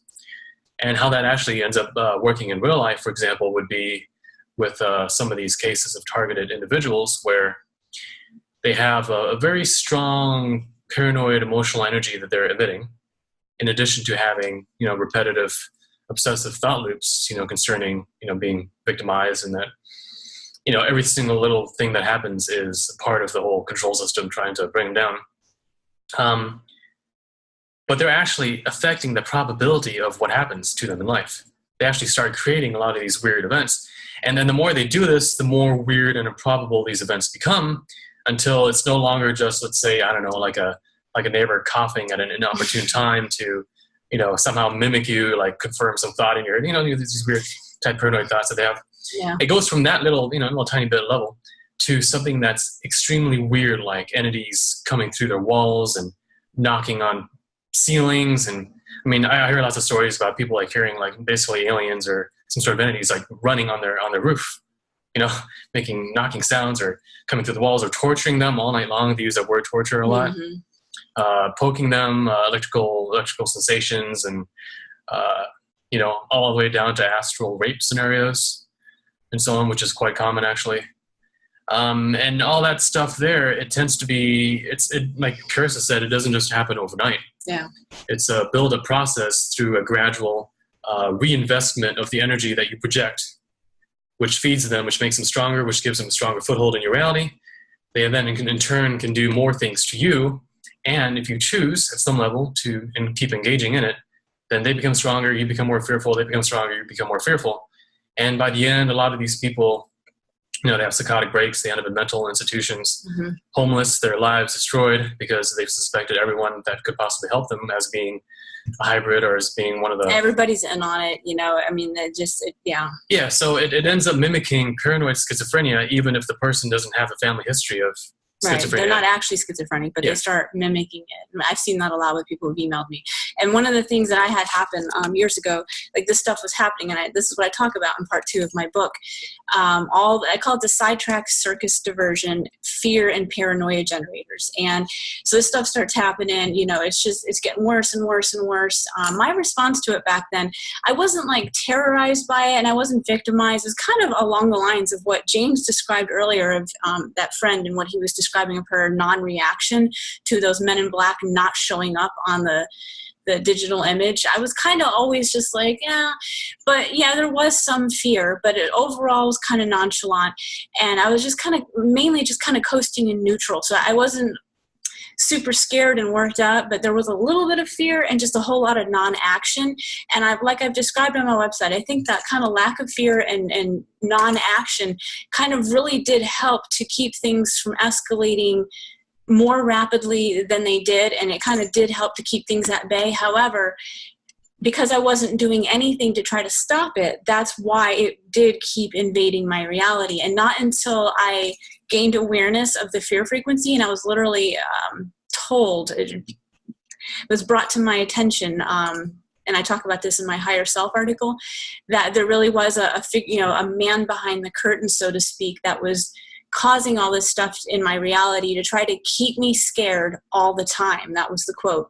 And once I learned that it just like, it lost all its power. It just like overnight, it just evaporated. I could just no longer feel scared about it or have any kind of reaction, and it just completely blew it off, like, oh, get out of here. I mean, seriously. And then I could actually start to take active measures to push back at it instead of just being inert and not doing anything. And that's when it basically kind of stopped. So what was going on in my life back in 2002 and 3 and into early 2004 is no longer overtly happening in my reality right now. All of that stuff is gone, from black helicopters, literally hovering on top of my apartment, the phones being tapped, stuff having come into my apartment while I was at work and messing with things so I would know that stuff was there. All of that stuff just stopped. And, there's because I had nothing to work with anymore. I lost all the fear, and then actively started kind of rising up and knowing my own power and pushing back against it. So it stopped. I had to move on to somebody else. But, unfortunately, most people don't know this. That's what I was trying to say earlier. We're not given an instruction manual. People come here, they don't even realize, they don't understand how things work, what the rules are, what the power of their own mind is capable of. And, how much we're reality creating here. Everything from mundane, stupid stuff onto the big stuff. And then how the entire human species as a collective, we're reality creating for the entire planet. And that's how, it's also interfering on the macrocosm level with the whole world. And some of the things that it's utilizing for that is the mass media and the entertainment industry and all the ways that they're kind of hijacking our minds to get in and start reality creating something that's in their best interest, which is affecting the entire timeline. So yeah, so they're just polluting our minds and our belief systems with false thoughts, false ideals, in order to create basically a false future that's not part of our destiny. That seems to be what they're going for. It's because it seems that we, for the most part, are we are the pivot points on the timeline. Okay, so if they want to change the timeline, they have to go through us without us necessarily knowing it. At a superficial conscious level, because they actually don't have as much power as they would like you to think. So I mean, we're like, I think Laura mentioned this earlier, like we actually have the power, and they need that, so they have to kind of work through us. I mean, they're very limited in what they can actually do. Yeah, it's because we are here in physicality in this timeline. We are the ones that have the final say in a way, and that's why they resort to all these subtle, cunning, behind using little backdoor exploits in order to affect these changes. It's because it's almost like they're behind a glass window and they can only tap, So how much can a person influence? That's that sort of thing. So that's why they work through our subconscious, through these subtle manipulation tactics.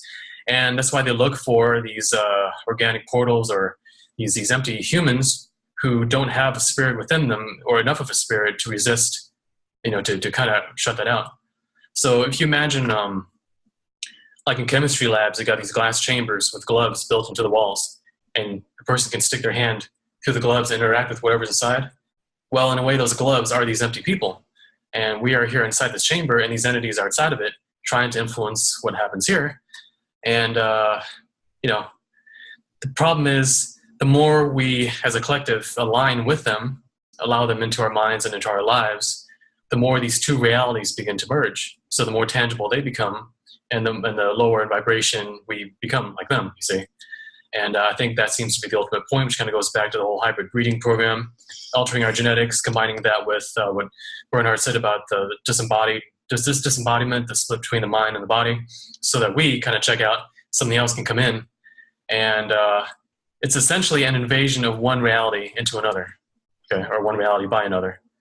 That seems to be what's going on. So, yeah, it's a pretty serious thing, but it all hinges on what your own free will reactions are to these manipulations. Right. And if I was able to like shut it down, like what was happening to me 10 years ago, it means I don't feel like it's just me and I'm somehow special. I really believe everybody has that ability. I mean, you know, if anything's trying to invade your reality, you have the ability to shut it down. I mean, just say, you know, sounds corny, just say no.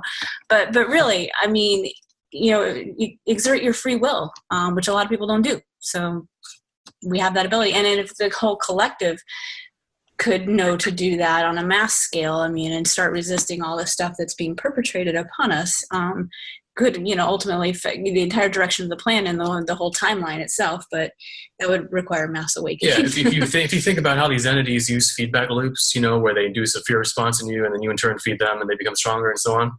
Well, you could turn that around and you could create a positive feedback loop where by your own free will, and actually what free will really boils down to, it boils down to acting in spite of current conditions rather than because of current conditions. Okay, so if you act because of the past, then you're just perpetuating the past and you're just repeating patterns, right? So that's basically what a computer or a machine does. It just takes inputs from the past and, you know, progresses itself forward in time. And we don't want to be machines. We want to be humans with spirits, you know, with living forces of free will. So what that requires then is choosing what you want for a future. Mm-hmm. You know, do you want to have a positive future? Do you want to grow as a spirit? Do you want to manifest?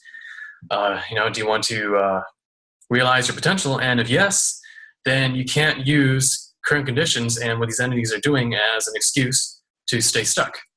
Okay, and that's what a lot of these targeted individuals and the whole victim mindset, that seems to be what they're falling for, is saying, I have no power because this is happening. No, what you have to do is say, because this is happening, I'm going to put a stop to it. I want something different. So I'm going to create a new positive feedback loop where I'm going to take mental actions, physical actions, emotional actions, you know, occult actions, which basically means just, you know, things like canceling agreements, which is a whole subject in itself, in order to generate positive events, which then make you more positive, which then create more positive events. And that then, if you were to do it, you know, on a wide enough scale, would spawn an entirely new positive future, which I guess might be the actual true future that we should be going into, right?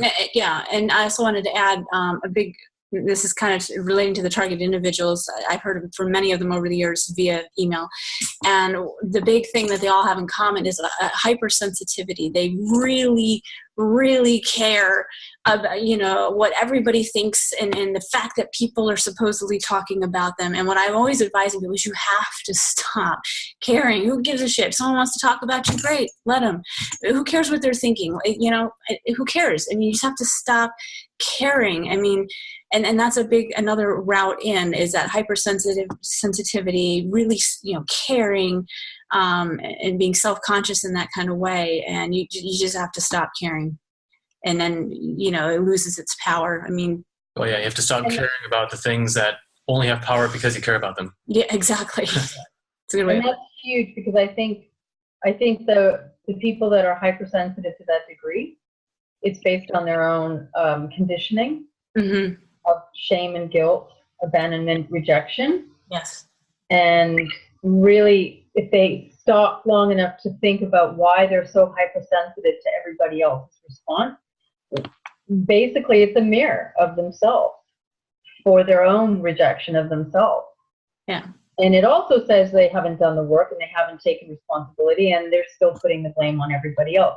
But I think one of the other aspects to this whole thing where we take back what is ours, and that's the entire universe, is that we have to be vocal about what we don't agree with, and we can't just be quiet, because omission is agreement. So your silence is a form of an acceptance to everything. And people have to start understanding and comprehending that they need to literally, just as much as we're a body here, but we're meta body, we're meta being. So just as much as we're meta, we're body.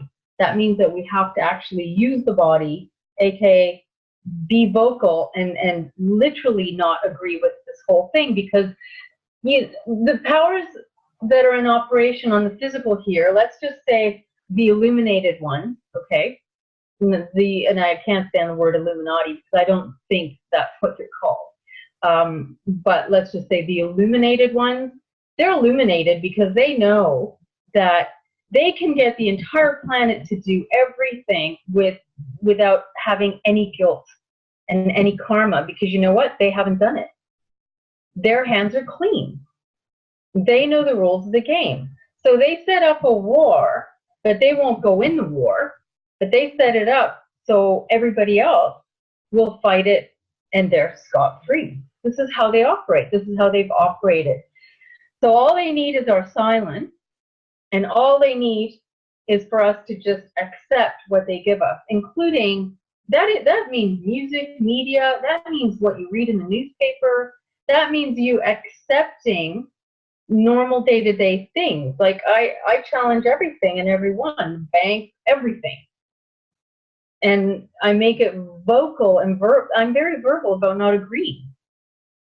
And even since, I mean, I've been doing this for a long time, but even the whole work schedule, your 5-day-a-week work schedule, like imprisoning slave work schedule, that's all a part of all this bullshit. And that you need a government? You don't need a government. You know what the government does? The government has taken away the power of the individual to help one another. Because our world, our true world, is that we are helping one another, and we can govern ourselves together collectively for the better without a governing body. We are the governing body.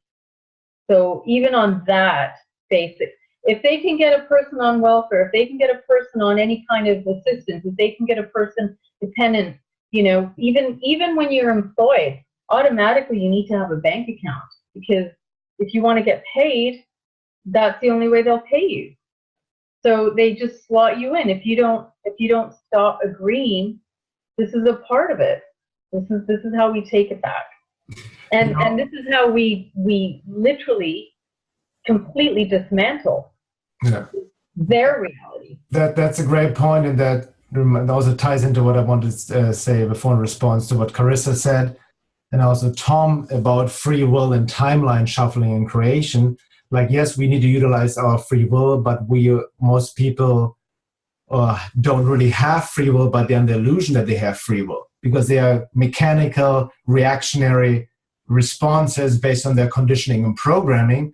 And also the way this matrix works and these entities in the hyperdimensional overlords, like you said, Laura, they need our free will consent, right? This is the trap of agreement, right? And it's also from from a humanity's food perspective and consciousness is food. It is more nutritious food if we act out of a free will to align with their agenda, right? And it's not like this evil agenda people think of Hitler or whatever. It's like, even what I see now, and people get very upset at me, government and politics. This whole hype here in California with Bernie Sanders, the savior image projected in all this worship and projections on this man, with this that creates all food and creates that, that manipulated free will choice to align with their agenda. Even from a basic 3D perspective, Bernie Sanders' socialist agenda ties in perfectly with the New World Order agenda. It's like the perfect prime setup. And like you said, government on the basic level is an iconic creation. People don't even question on the basic level the need for government.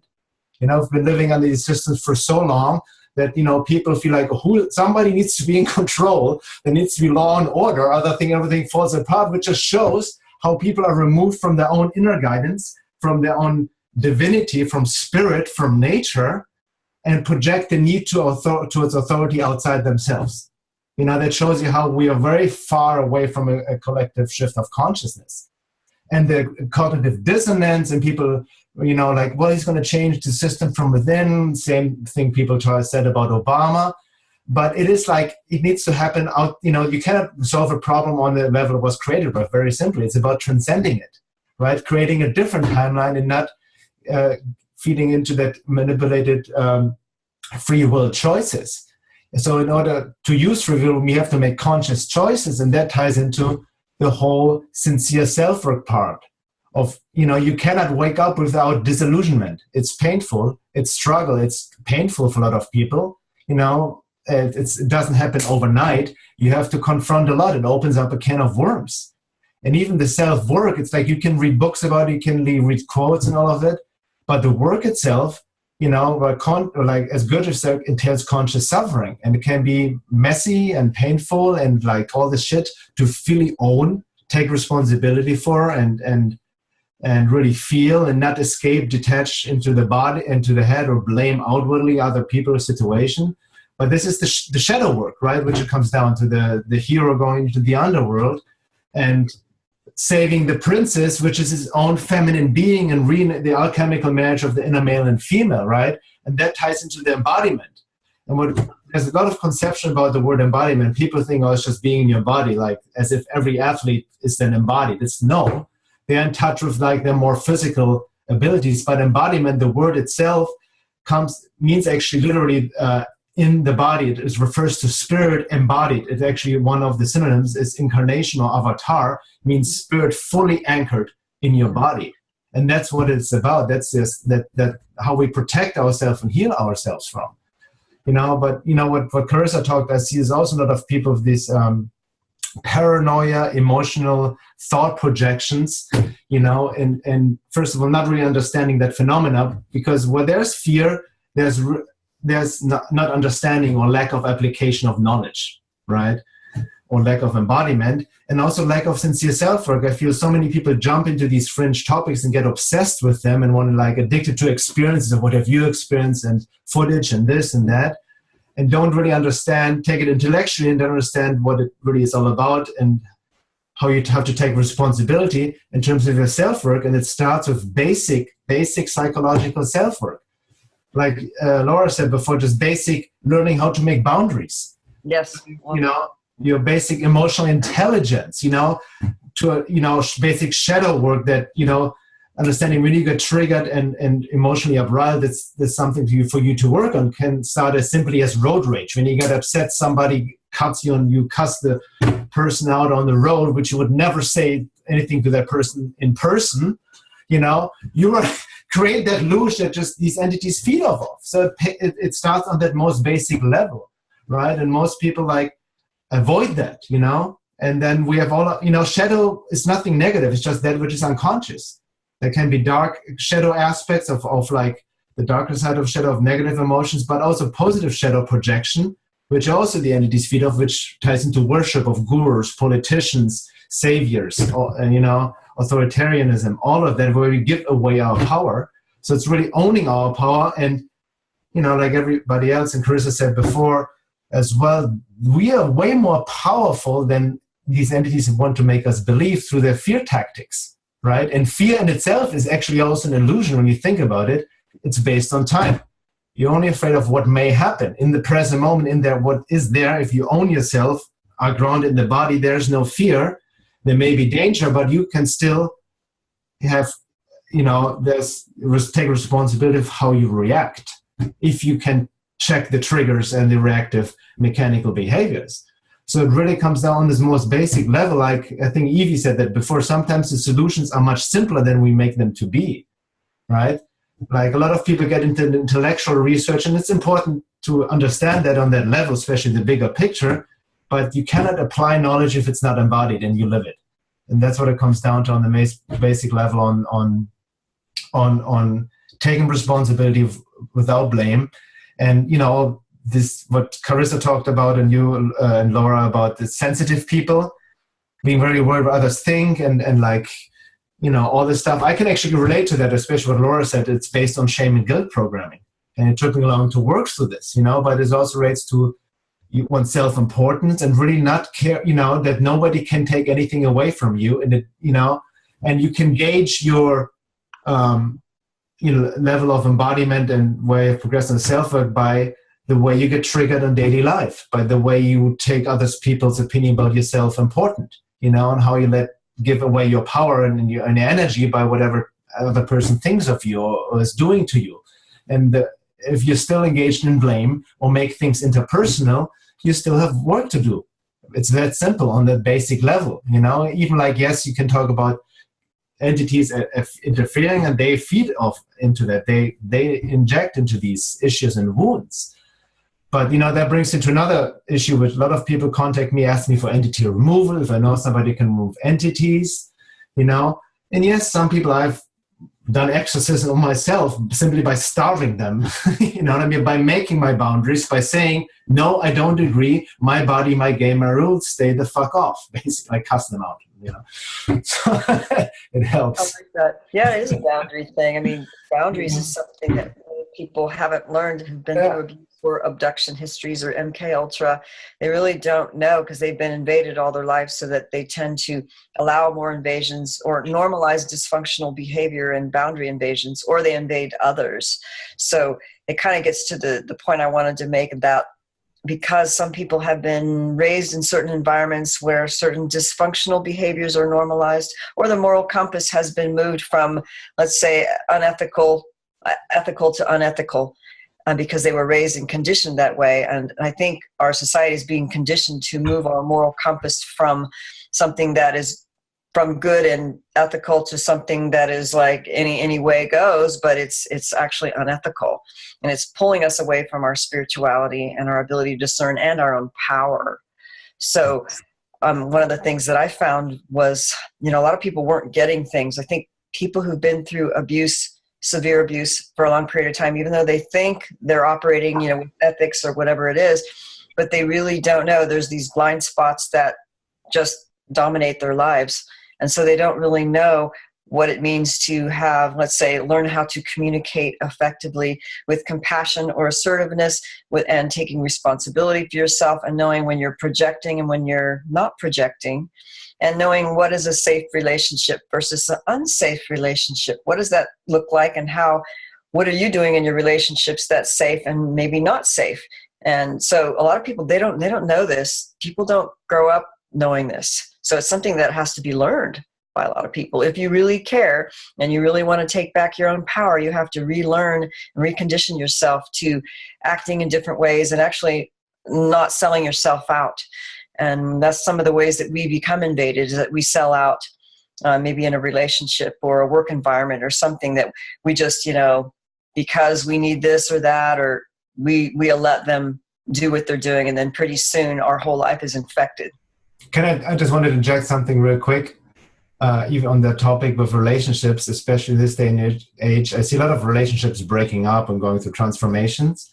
You know, and usually what happens as well sometimes, beyond the love bite, dark side of Cupid relationships, but that one person wakes up and starts to question and kind of like does the work, but the partner doesn't wake up.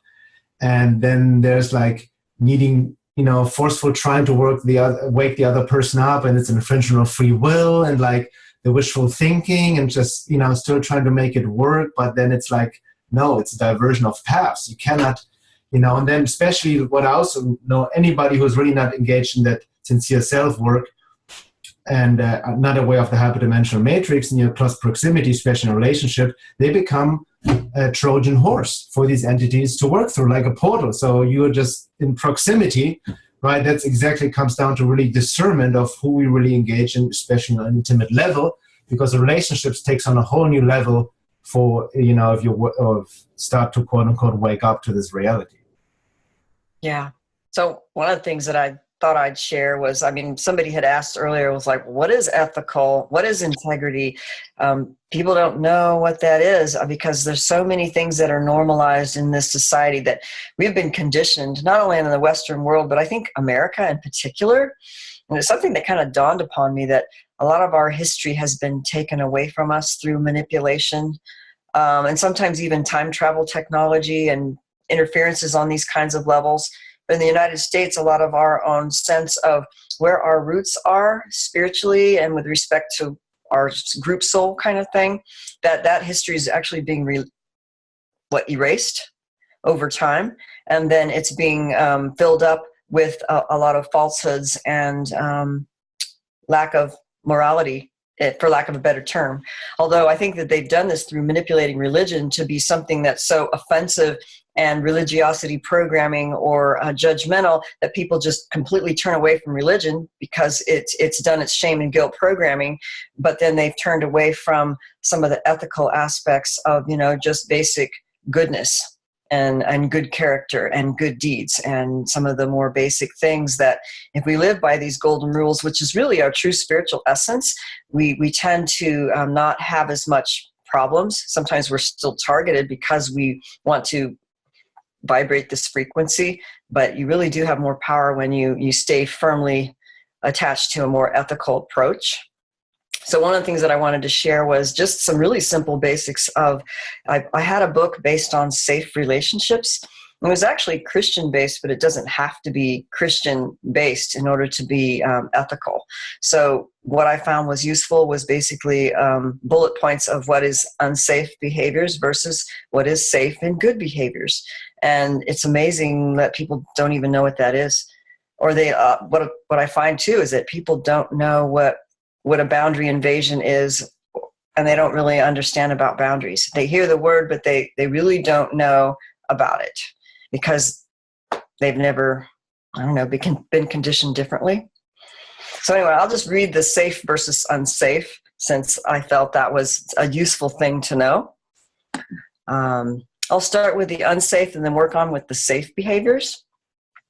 Okay, unsafe people are religious instead of spiritual. They are defensive instead of open to feedback. They are self-righteous instead of humble. They only apologize instead of changing their behavior. They avoid working on their problems instead of just dealing with them. Unsafe people demand trust, but instead of earning it. Unsafe people believe they are perfect instead of admitting their faults. They like to think and pretend they have it all together instead of just admitting their weaknesses. They blame others instead of taking personal responsibility. They lie instead of telling the truth. And along with that is a lot of the slander and gossip kind of things that go on. And stagnant instead of growing. And then unsafe people, actually, they have a negative and corrupting influence on us rather than a positive one. Unsafe people, they will gossip and they won't maintain confidentiality, and they'll do the kinds of things that we discussed, some of the borderline behaviors, where they try to get you to, be a close girlfriend or a close friend, and they buddy up and flatter you, and then they start negative talking about something. They get you to talk about your problems or get vulnerable, and they turn around and use that to completely slander you and talk shit about you. And then they do this without any remorse, like it's normal for them, They may lack true empathy. What defines bad from good is that bad is the unwillingness to admit wrongs, change behaviors, or a desire to do good for self and others, or even the desire to harm and get even instead of doing something more productive. So sometimes people don't even know the difference, okay? And then a safe relationship actually draws us closer to what I call organic source, goodness, heart, divine spirit. It draws us closer to others and helps us become more authentic and ethical. It means being able to be human with empathy for others while having the spiritual grace that can flow through the divine qualities of that higher self of humility and truth. Actually, that discernment comes with that, by the way. They could admit their weaknesses. They're spiritual instead of religious or acting on the programming aspect. They're open to feedback. They're humble. They change behaviors and can apologize and forgive. They're willing to do their healing work, dealing with problems. They take responsibility for their own issues.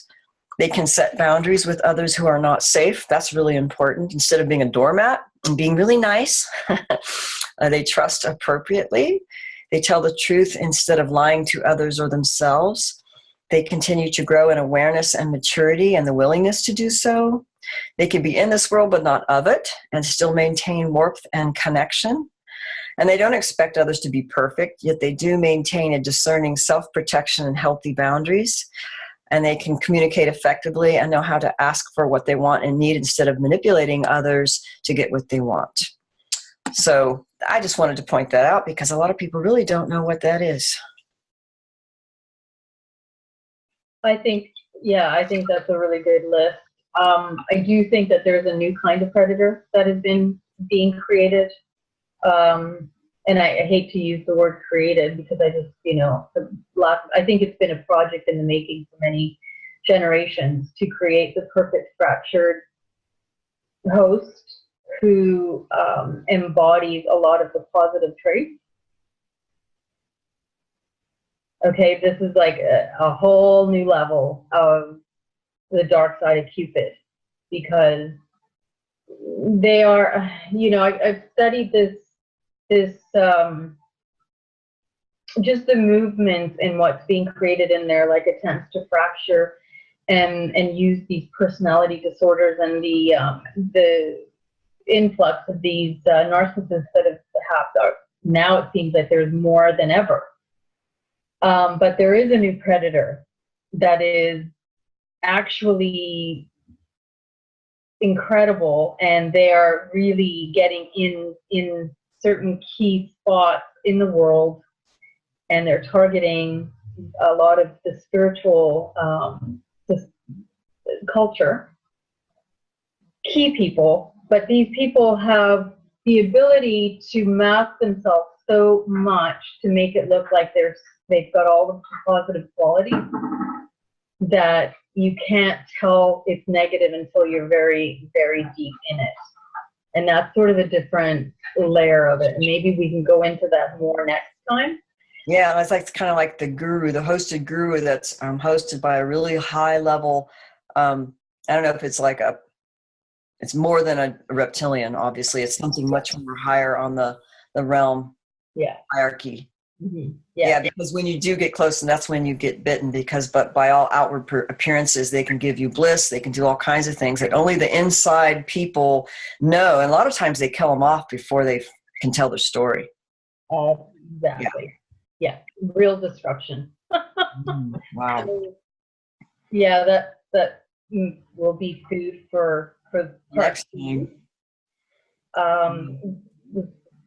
Hoping James could add to what you just finished talking about, Evie, in discussing the traits of what's healthy versus non. And yeah, I'd like to comment on that.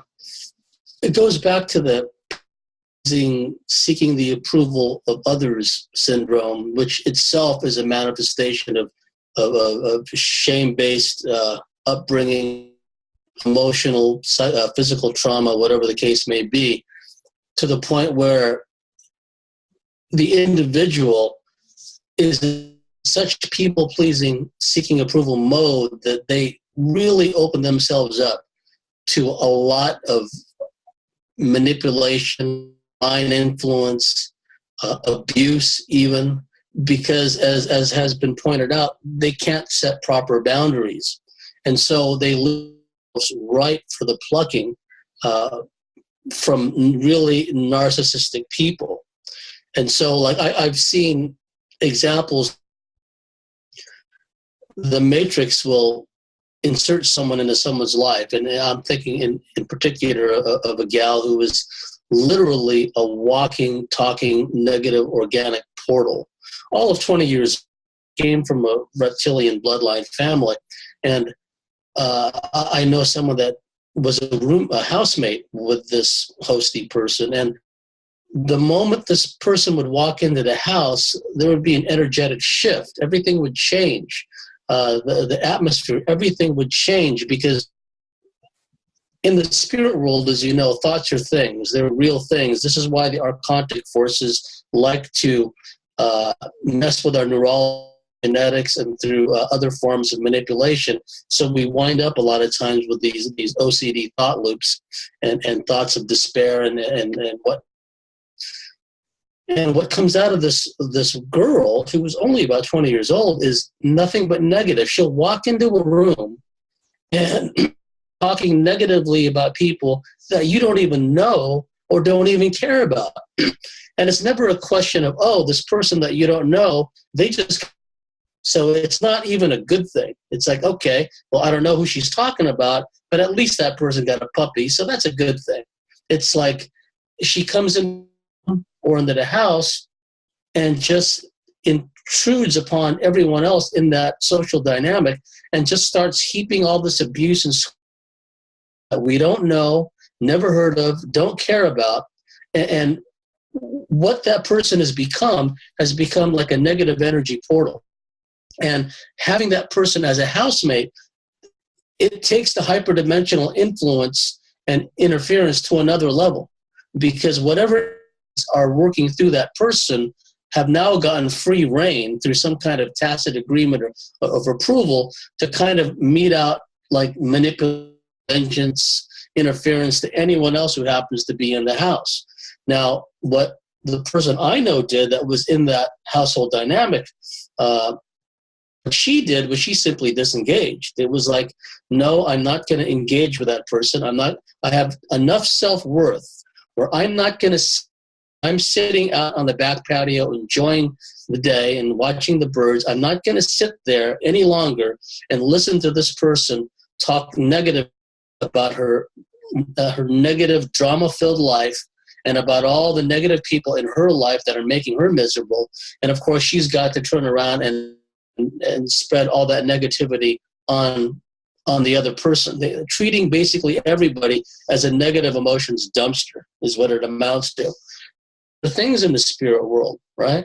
So what my friend did was simply disengage, just like, told her verbally, told her even in a text message, phone to another in the same household. I need space, I need distance, I got too much going on in my life, I don't need that, right?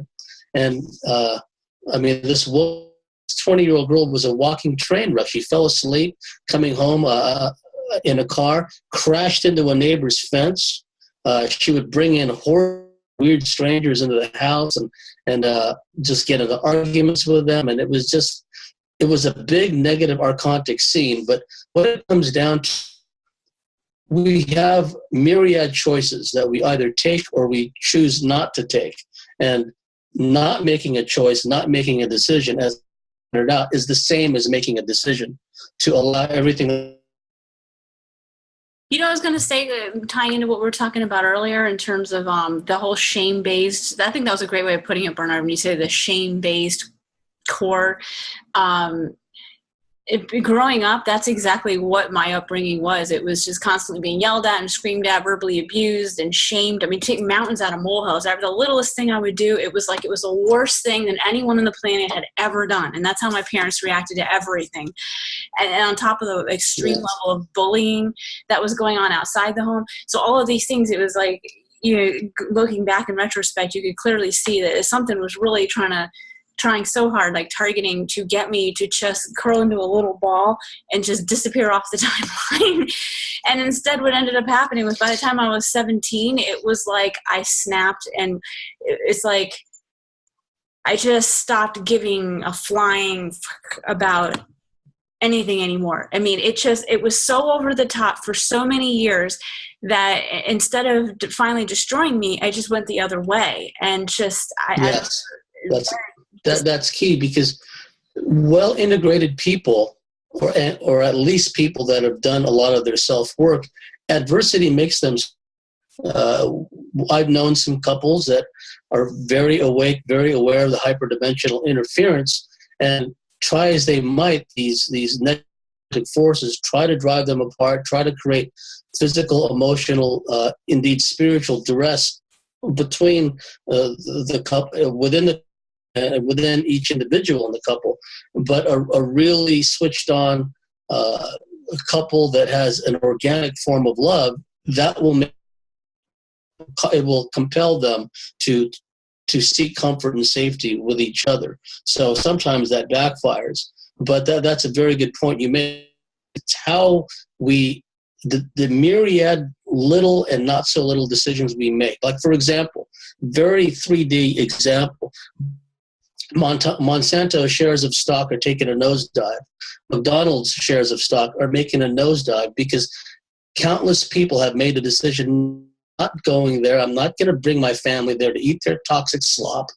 And the same thing at the supermarket. A lot more and more people are making a choice to eat a healthy food way, going to places where they get their food. They're going directly to farmers markets, cutting out these corporate, and that's key. And so it comes down to like this, divesting ourselves of this need to seek the approval of others, divesting ourselves of the need to please, be a people pleaser, because that opens us up to all kinds of abuse and all kinds of to the point where we put their feelings and their sensitivity and their emotions before. And the irony is, often as not, as we all know, these narcissistic sociopathic bores have no empathy. They don't have any real emotions. Relations, the entities and forces working through them are using them as a medium with which to affect our 3D world, and us in particular. So when we give credit, I don't want to hurt this person's feelings, they really mean well. When they're just like a walking, talking train wreck in so many ways, we those of disservice. So when we get to that place in our heart where we can say, no, I'm disengaging, I'm detaching, I'm not going to be a part of this, I'm not letting that person in my life anymore, that's when we really begin to grow, we really begin to change. And that's another one of the Well, while he's gone, just reminded me something when he talked about not supporting Monsanto, McDonald's, and talking back to the government topic and voting. You know, when you vote, that's on a metaphysical level an agree to be ruled over. It's a trap of agreement. Very basic, right?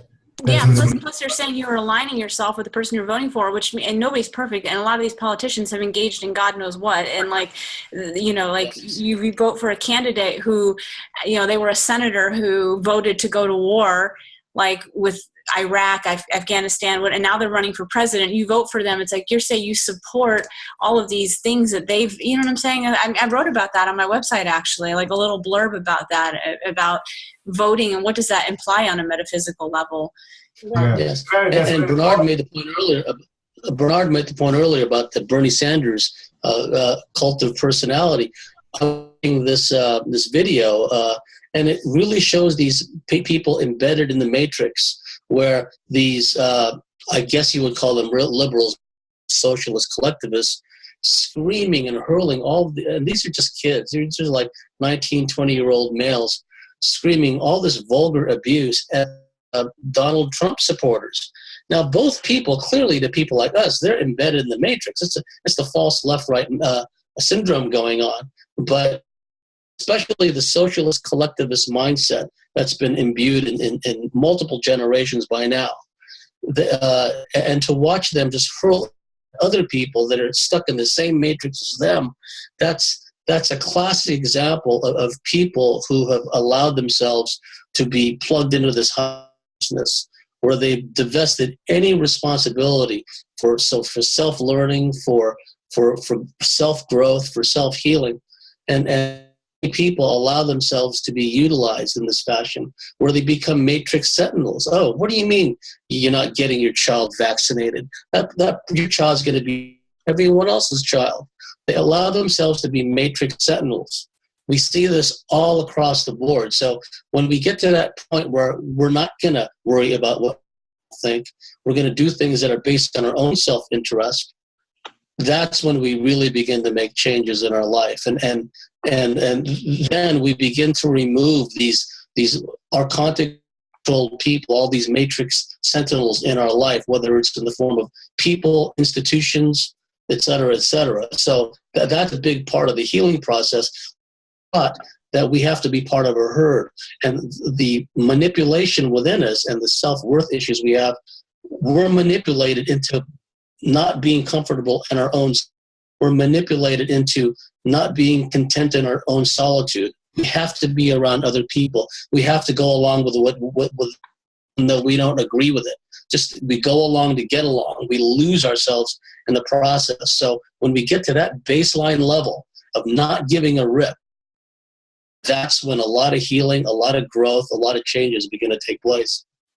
Yeah, that's even that group pressure and group psychology. That's a topic on its own on a macro level with nations and political affiliations to spiritual groups and anything in between. And I do think we need to put in our mindset globally that we do not choose door number 1 or 2. Okay, it's not about voting this person or that. It's just maybe you shouldn't be voting, because that's like accepting a government body taking over your life, and their agreements become yours. Yeah, So well, that's part of the game as well. And half the time, these politicians aren't even that smart. I think, people just make them, they project onto them what they want to see. They're not environmentalists. Again, just take out the government body, period. It's like, take out everything. Choose door number 3. Fuck it all. Make our own choices. I don't want their door number. They want me to believe that there are only 2 doors to choose from. They want me to believe I can only choose 1 or 2. And they hope that little mind control trick they're doing on me is going to make me go, oh, that's the only choice I have in this reality. Well, you know what? Hey, I have door number 3. It's my door. Yeah, I mean, I don't know if anyone else, but I'm getting tired of every time there's an election, it's Clinton and Bush and these two I know. way. It's like, when are we going to have a reality where we don't have that?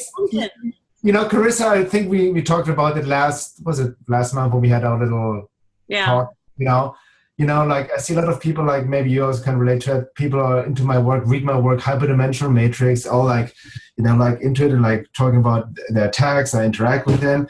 And next thing I know, I see on Facebook, vote for Bernie Sanders. We need to get Bernie Sanders. I'm like,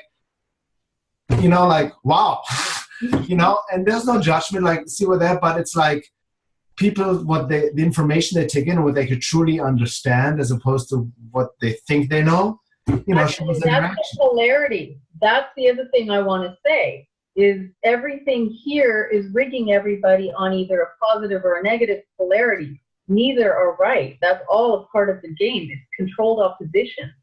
Yeah. This whole game set up, this chessboard, is all a series of controlled opposition on the one hand to neutralize you. If you choose this or this, you're already in the polarity. You're neutralized. That the whole harvest. Yeah, it is a harvest. It's forced choices through manipulation to think you have to make this choice or that choice, and then they've hijacked you. You have to make your own choices and stop being manipulated by their manipulation of reality. That those are the only choices. And the thing about it, I just want to make a quick point, is that these matrix sentinels take on many forms. They could be loved ones, they could be relatives, they could be neighbors, but everything that comes out of them, a lot of these people, is a soundbite. It's something they've heard from someone else. It's something they've heard from TV. They've heard from a bought and paid quackademic. So they literally don't have anything to say meaningfully. Everything they say, everything they think they know came from something else, a tainted source. So again, it's that water off a duck's back kind of thing. When you listen to these people, when you look in the, and you should be able to make a quick judgment. This person is beyond reach. I'm not going to spin my wheels and undo a lifetime of programming. Short conversation. Like, I'm bypassing these enemy strong points. I wish them the best. I wish them well on their journey. I hope they find what they're seeking for. To me, they're an enemy strong point from the standpoint that if I knuckled under, if I had a moment of weakness and I allowed them just for that one moment, okay, you're right, I'm sniffling, I'll get a flu vaccine, right? If I let them have an inroad, because it's the matrix working through that in the form of a matrix sentinel, but I'm aware of that dynamic. I don't judge them. I don't hate on them. I don't look down upon them. I know that each one of us is on our own journey. And some people, quite frankly, need a swift kick in the butt. that the only way their paradigm will change is if something really drastic happens to them. Then they still may not wake up. They still may believe the emergency broadcast and whatever that's being spewed out to them in the case of another big event happening. Events. So I don't judge them. I recognize them for what they are. Yeah, I mean, what I've described is that, you can, plant your seeds where appropriate. Like, if somebody at your work, says something that reveals that they have some kind of minor level of awareness. Yes. Great. Yes. Drop a seed, and if they want to bite, they will, or throw a line, that's the other analogy. But don't try to forcibly go around waking people up, and yes. Don't waste your time on that's matrix ridden behavior. It is. You're absolutely right, because that is in itself matrix is this compulsion, the self-righteous need to educate everybody and to force feed them into believing what you believe. It's not right. And it's mindless expenditure of mental energy. Right, and like you said, most people, it's like a lifetime of programming, and you're not going to undo that in a 10-minute thing where you're trying to impose yourself on them. It's like, don't. That's right. It kind of goes along the same thing with people want to have their entities removed, or you clear me of implants, and what you see is like years and years of programming and behaviors and lack of self-knowledge that they need to work on themselves before they can have somebody else do it for them. And it's hard to what I said before, in intimate movement, people want to feel they want to have entities removed and feel that's all what's needed. But I've worked with other healers who have helped me with entity detachment, so to speak. Like, there's an open wound. It's like surgery. Like, then they come back tenfold. So you need to take care of yourself and work on your shit. It becomes even more serious afterwards. It's not like you remove an entity and you're done and fine.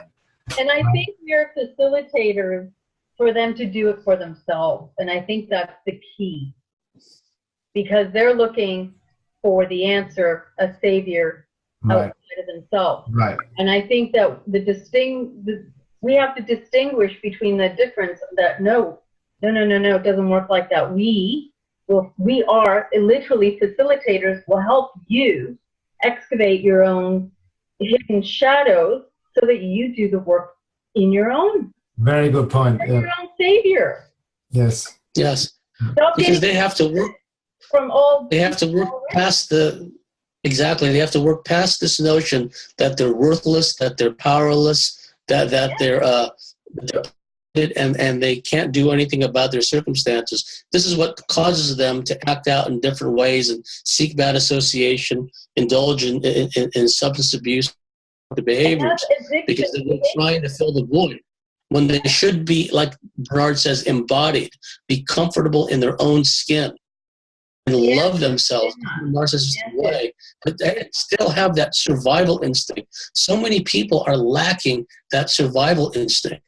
Now, as we have the ouch factor. Ouch! You're crowding me. You hurt my feelings emotionally and physically. Back off, clown. We've got the ouch. We've got the survival instinct. Too many people are lacking that, and unfortunately now we're seeing generations of people are bringing up their children to just be basically pawns and basically be guinea pigs for this wretched system. Just letting this quantic system do whatever they want, shame them into allowing them to use their children as guinea pigs. It's very pervasive. So once we get to that point also where our survival instincts are honed, then we can also really make some inroads into healing and growing.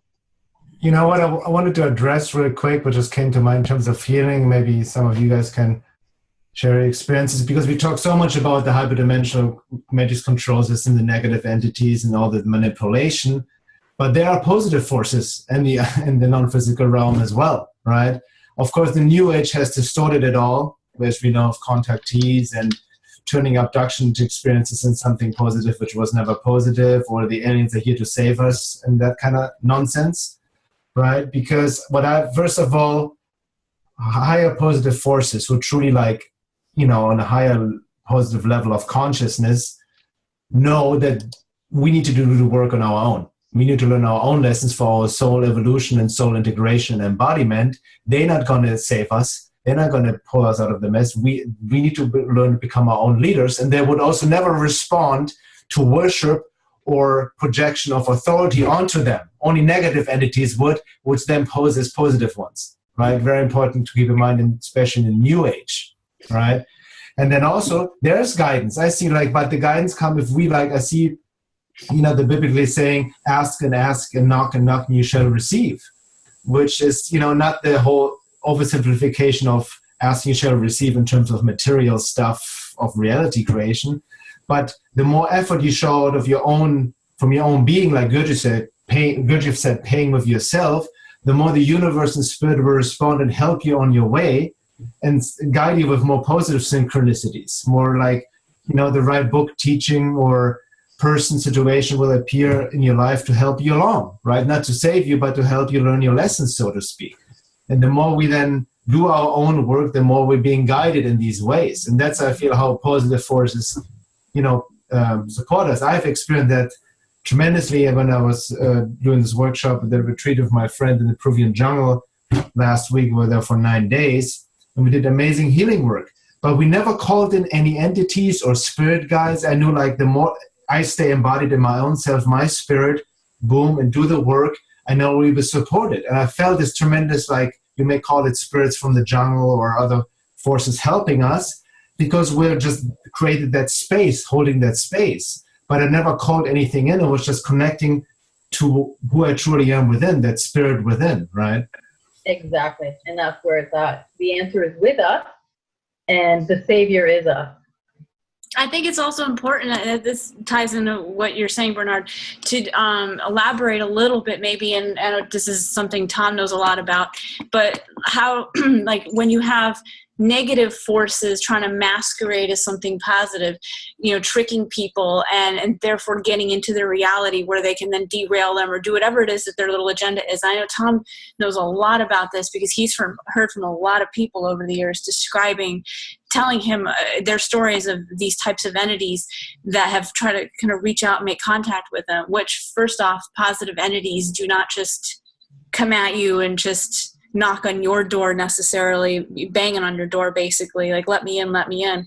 So that right there is a red flag sign of that you're dealing with something that doesn't have your best interest in mind. But did you want to elaborate, just because this is important, and because this is happening to a lot of people where they're in contact with entities that are trying to portray themselves as good, and they're not. And people, like Eve, your list of people don't even know how to recognize healthy relationships and behavior. They also don't know how to recognize tricksters and stuff that's masquerading as the good. And so they fall for a lot of stuff, and they let stuff into their reality, which gains a foothold.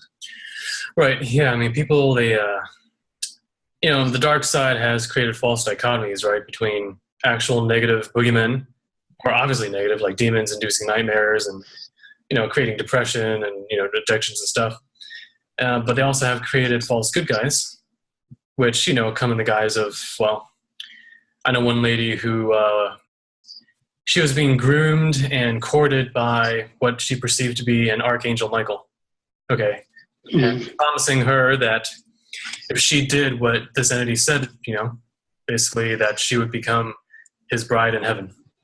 So, a bit of occult astral bait to lead her along, but all of it was towards the goal of control over a free will entity to feed off that person's spirit and their energy and so on.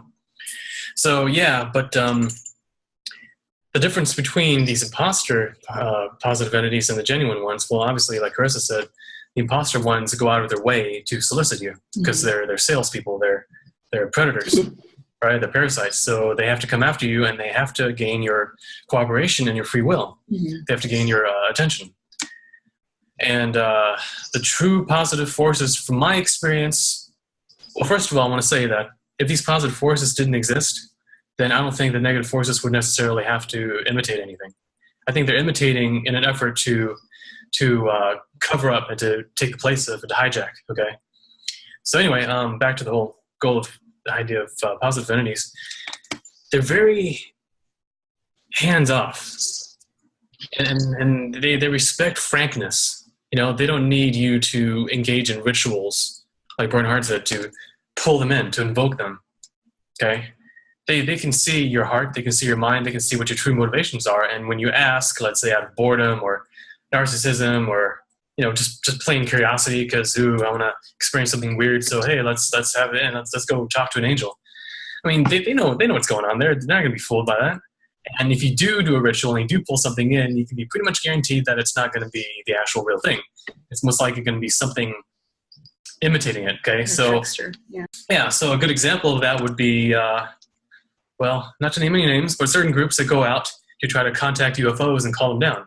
They go through these meditation rituals and they invoke these UFO experiences, right? Thinking that now they're communing with these cosmic enlightened grays or whatever. But it's all a big charade, because the couple times where I've sort of attempted that, I got some repercussions. When you were young, it was like it was just like years ago. He was like little. Like 27. Can you talk about that, Tom? What happened to you? Well, I'll give two examples. Okay, one time it was on my birthday. I was 27, and I decided to go out for a walk. Now, at this point, I was in this really good mood. Okay, and 27, it's a multiple of 3. 3 and 9, and 9 itself is a multiple of 3.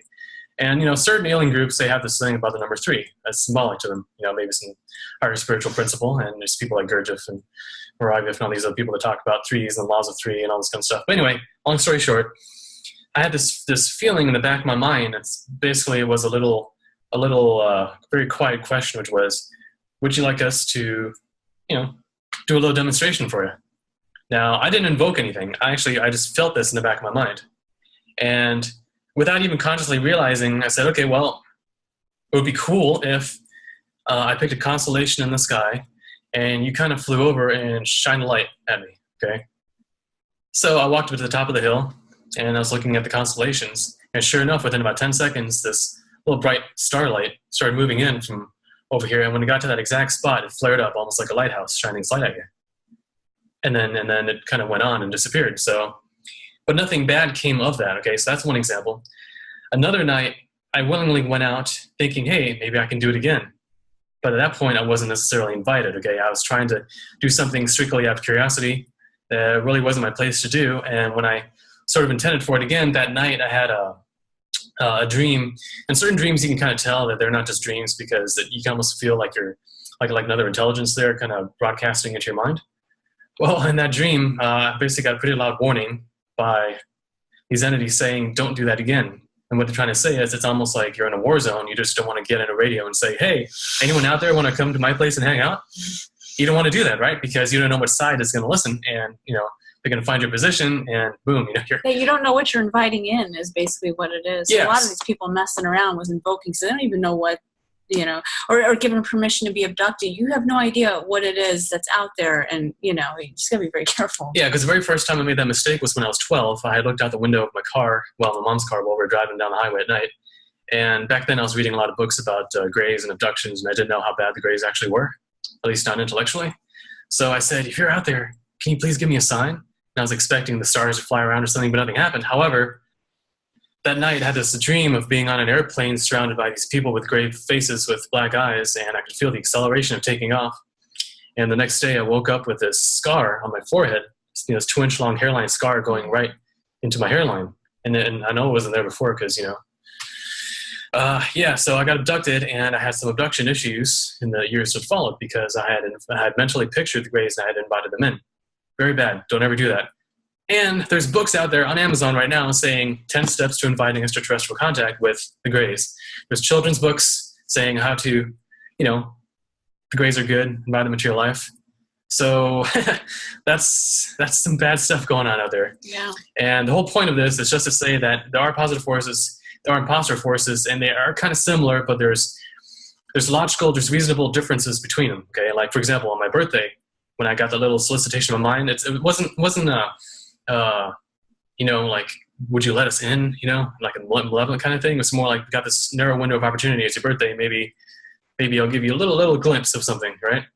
Versus the other times, or some of the people that I've gotten emails from, where, for example, they had a dark shadow hovering over them while they were sleeping, and they heard a voice saying, "Would you let me in?" And they said yes. They said yes. And when the shadow went into them, within a couple of days, they started hearing voices and started getting hallucinations, like induced artificial telepathic dreams. And through these dream scenarios, they would have experiences all night long of, let's say, being on an alien ship or visiting other worlds, but they're actually in their bed being jacked into telepathically by this entity who, in some cases, might not even be an alien. It might be, let's say, a demon or some psychic, discarnate human or something like that, projecting this BS into this person's brain in order to build up this false storyline to get that person under their control. Now, I want to make one brief point, which is some of these entities are strictly opportunists in the sense that they feed off a person. They just want to control them. Okay, big deal. They just do it for sport or for energy or, for whatever. But then there's other entities like certain alien classes that are doing it more for a long-term strategy. And it's these ones that are doing it for the timeline manipulation purposes, let's say to suppress, promising researchers or people watching who might be waking up, for example. So some entities are just in it for a quick feed. They might induce nightmares, might be succubi, incubus type beings. But then there's other ones who are very intelligent and they know you pretty well. They know your psychology, and they basically they go around controlling people, building disinformation vectors. Like a lot of these people you see online spouting some of the crazier stuff about, like, say, like Mars bases and some of the more ludicrous types of super soldier stuff, or really extreme end of the world doom type mindsets. A lot of them, I think, seem to have been groomed or molded by entities that came to them and started giving them false experiences. Okay, so we have to watch out for these possessed, shadowed people, I guess you could say, who do that kind of thing. Yeah, that's absolutely a wonderful point you made, and I think people need to do assessments with, talking with the person's spirit, being clear about their healing work, and really being honest about discernment and ruling out MK Ultra, ruling out some of this other stuff by really doing the true therapeutic diagnostics instead of just selling the story or, getting these wonderful cases with all these wonderful aliens and not doing the diagnostic work. Because, God, there's a lot of trickery out there. Yeah, I mean, synchronistically, I'd gotten an email from a woman about a week or so ago, and she mentioned that voices that were kind of starting with the whole, like, let us in, let us in. And she was like, well, who are they? Like, who are these that want me to let them in? So basically I advised her on everything that we've been talking about here in terms of, obviously anything positive doesn't operate by trying to coerce you into letting them in. That's just, that right there is the giveaway. And also I explained about the realm breaching thing and gaining a foothold and the whole permissions thing. So I kind of educated her on all of that. So one of the interesting things was I felt this urge when communicating with her about, you need to shut this down. I felt like really intense. I need to tell her that, but also that you need to not give a shit. That was the specific phrase I felt compelled to tell her. You need to not give a shit, because she felt like earlier what we were talking about being self-conscious, like, I can hear them talking about me and stuff, and which sounds like she was schizophrenic, but she actually wasn't. You could tell by her email that she's not schizophrenic, very coherent. But has the stuff happening that makes it sound kind of schizophrenic. And one of those things was being aware that their, stuff is kind of monitoring her and could hear the voices and being like, obviously showing that she's really caring about the fact that, stuff is watching her and talking about her. And that's why I felt compelled to tell her, you need to not give a shit. And funny enough, it turns out that when she had started to experiment with the idea of ignoring them, like, you know what, no, I'm not listening to you anymore, and I don't care what you're saying, go away. She clearly heard in her mind, one of the voices said, oh, she doesn't give a shit. And then that made her have the reverse psychology reaction of like, no, I do care, I do. And like kind of almost like chasing after them, like, no, come back, I do care. And see, I could kind of tell that. And it was funny that I was just really compelled to like, you need to not give a shit. And then it turns out that they were using that tactic to try to get her to give a shit. So hopefully I got through to her and she's going to not she's going to get this stuff out of her reality. But God, who knows how many people this is happening to out there. I mean, that's just a couple of people I've ever heard from, and all the ones Tom's heard from, but what about all the ones we don't hear from? So people who might hopefully be watching this and they can benefit. Well, and on the 3D realm too, also. Forces that are enough. Sorry, I just wanted to say the benevolent family wants to see us grow up. Mm-hmm. They don't want to enable us, and they're not going to invade our free will or our sovereignty. They want to see us empowered within ourselves, and so they're happy to just let us grow up and offer what they can without imposing anything.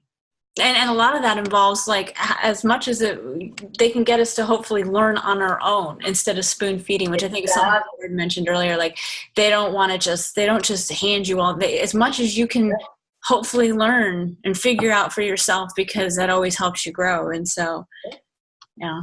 James, did you have? Yeah, I just like to kind of wrap it up.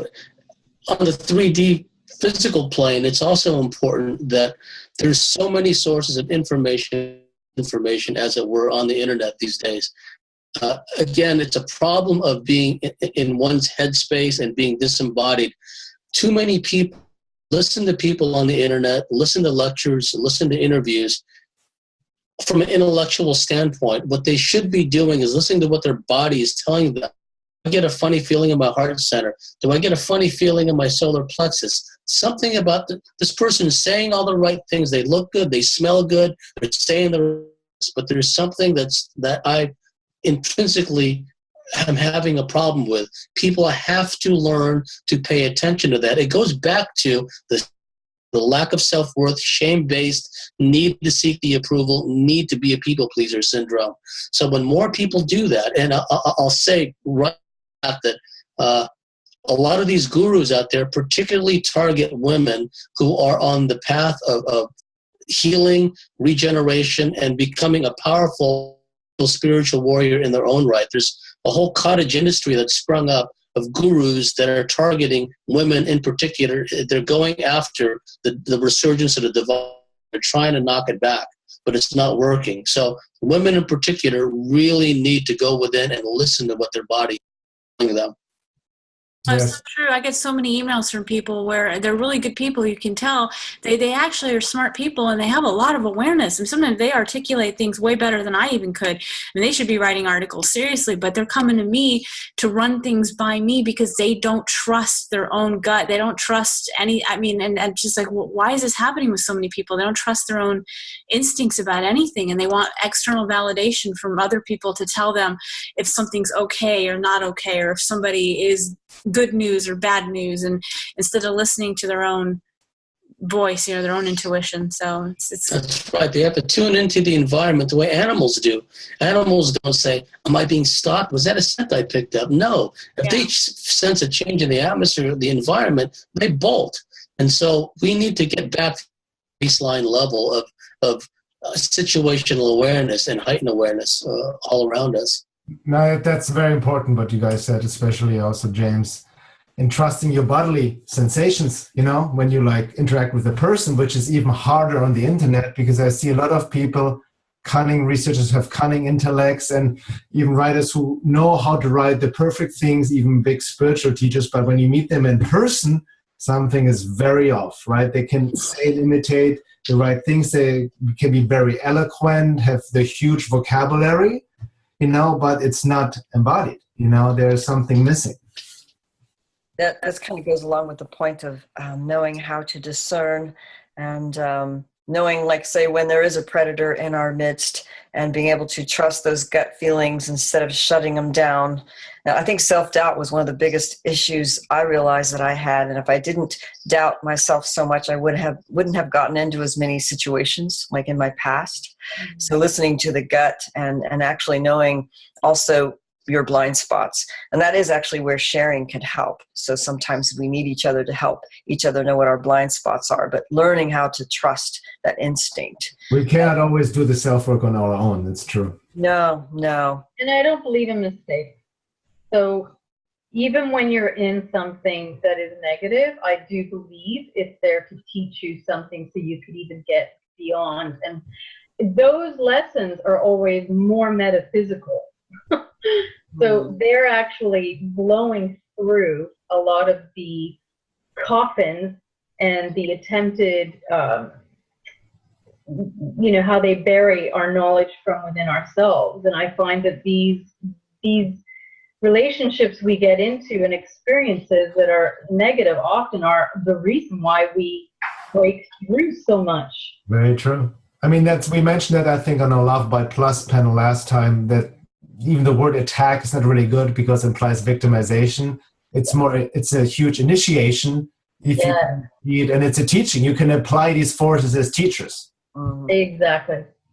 And there's some people that just do not want to hear that point of view, by the way. They get really angry when, I know that's somebody out there had a big problem with Eve, for instance, because you dare to imply that there should be some level of personal responsibility with people.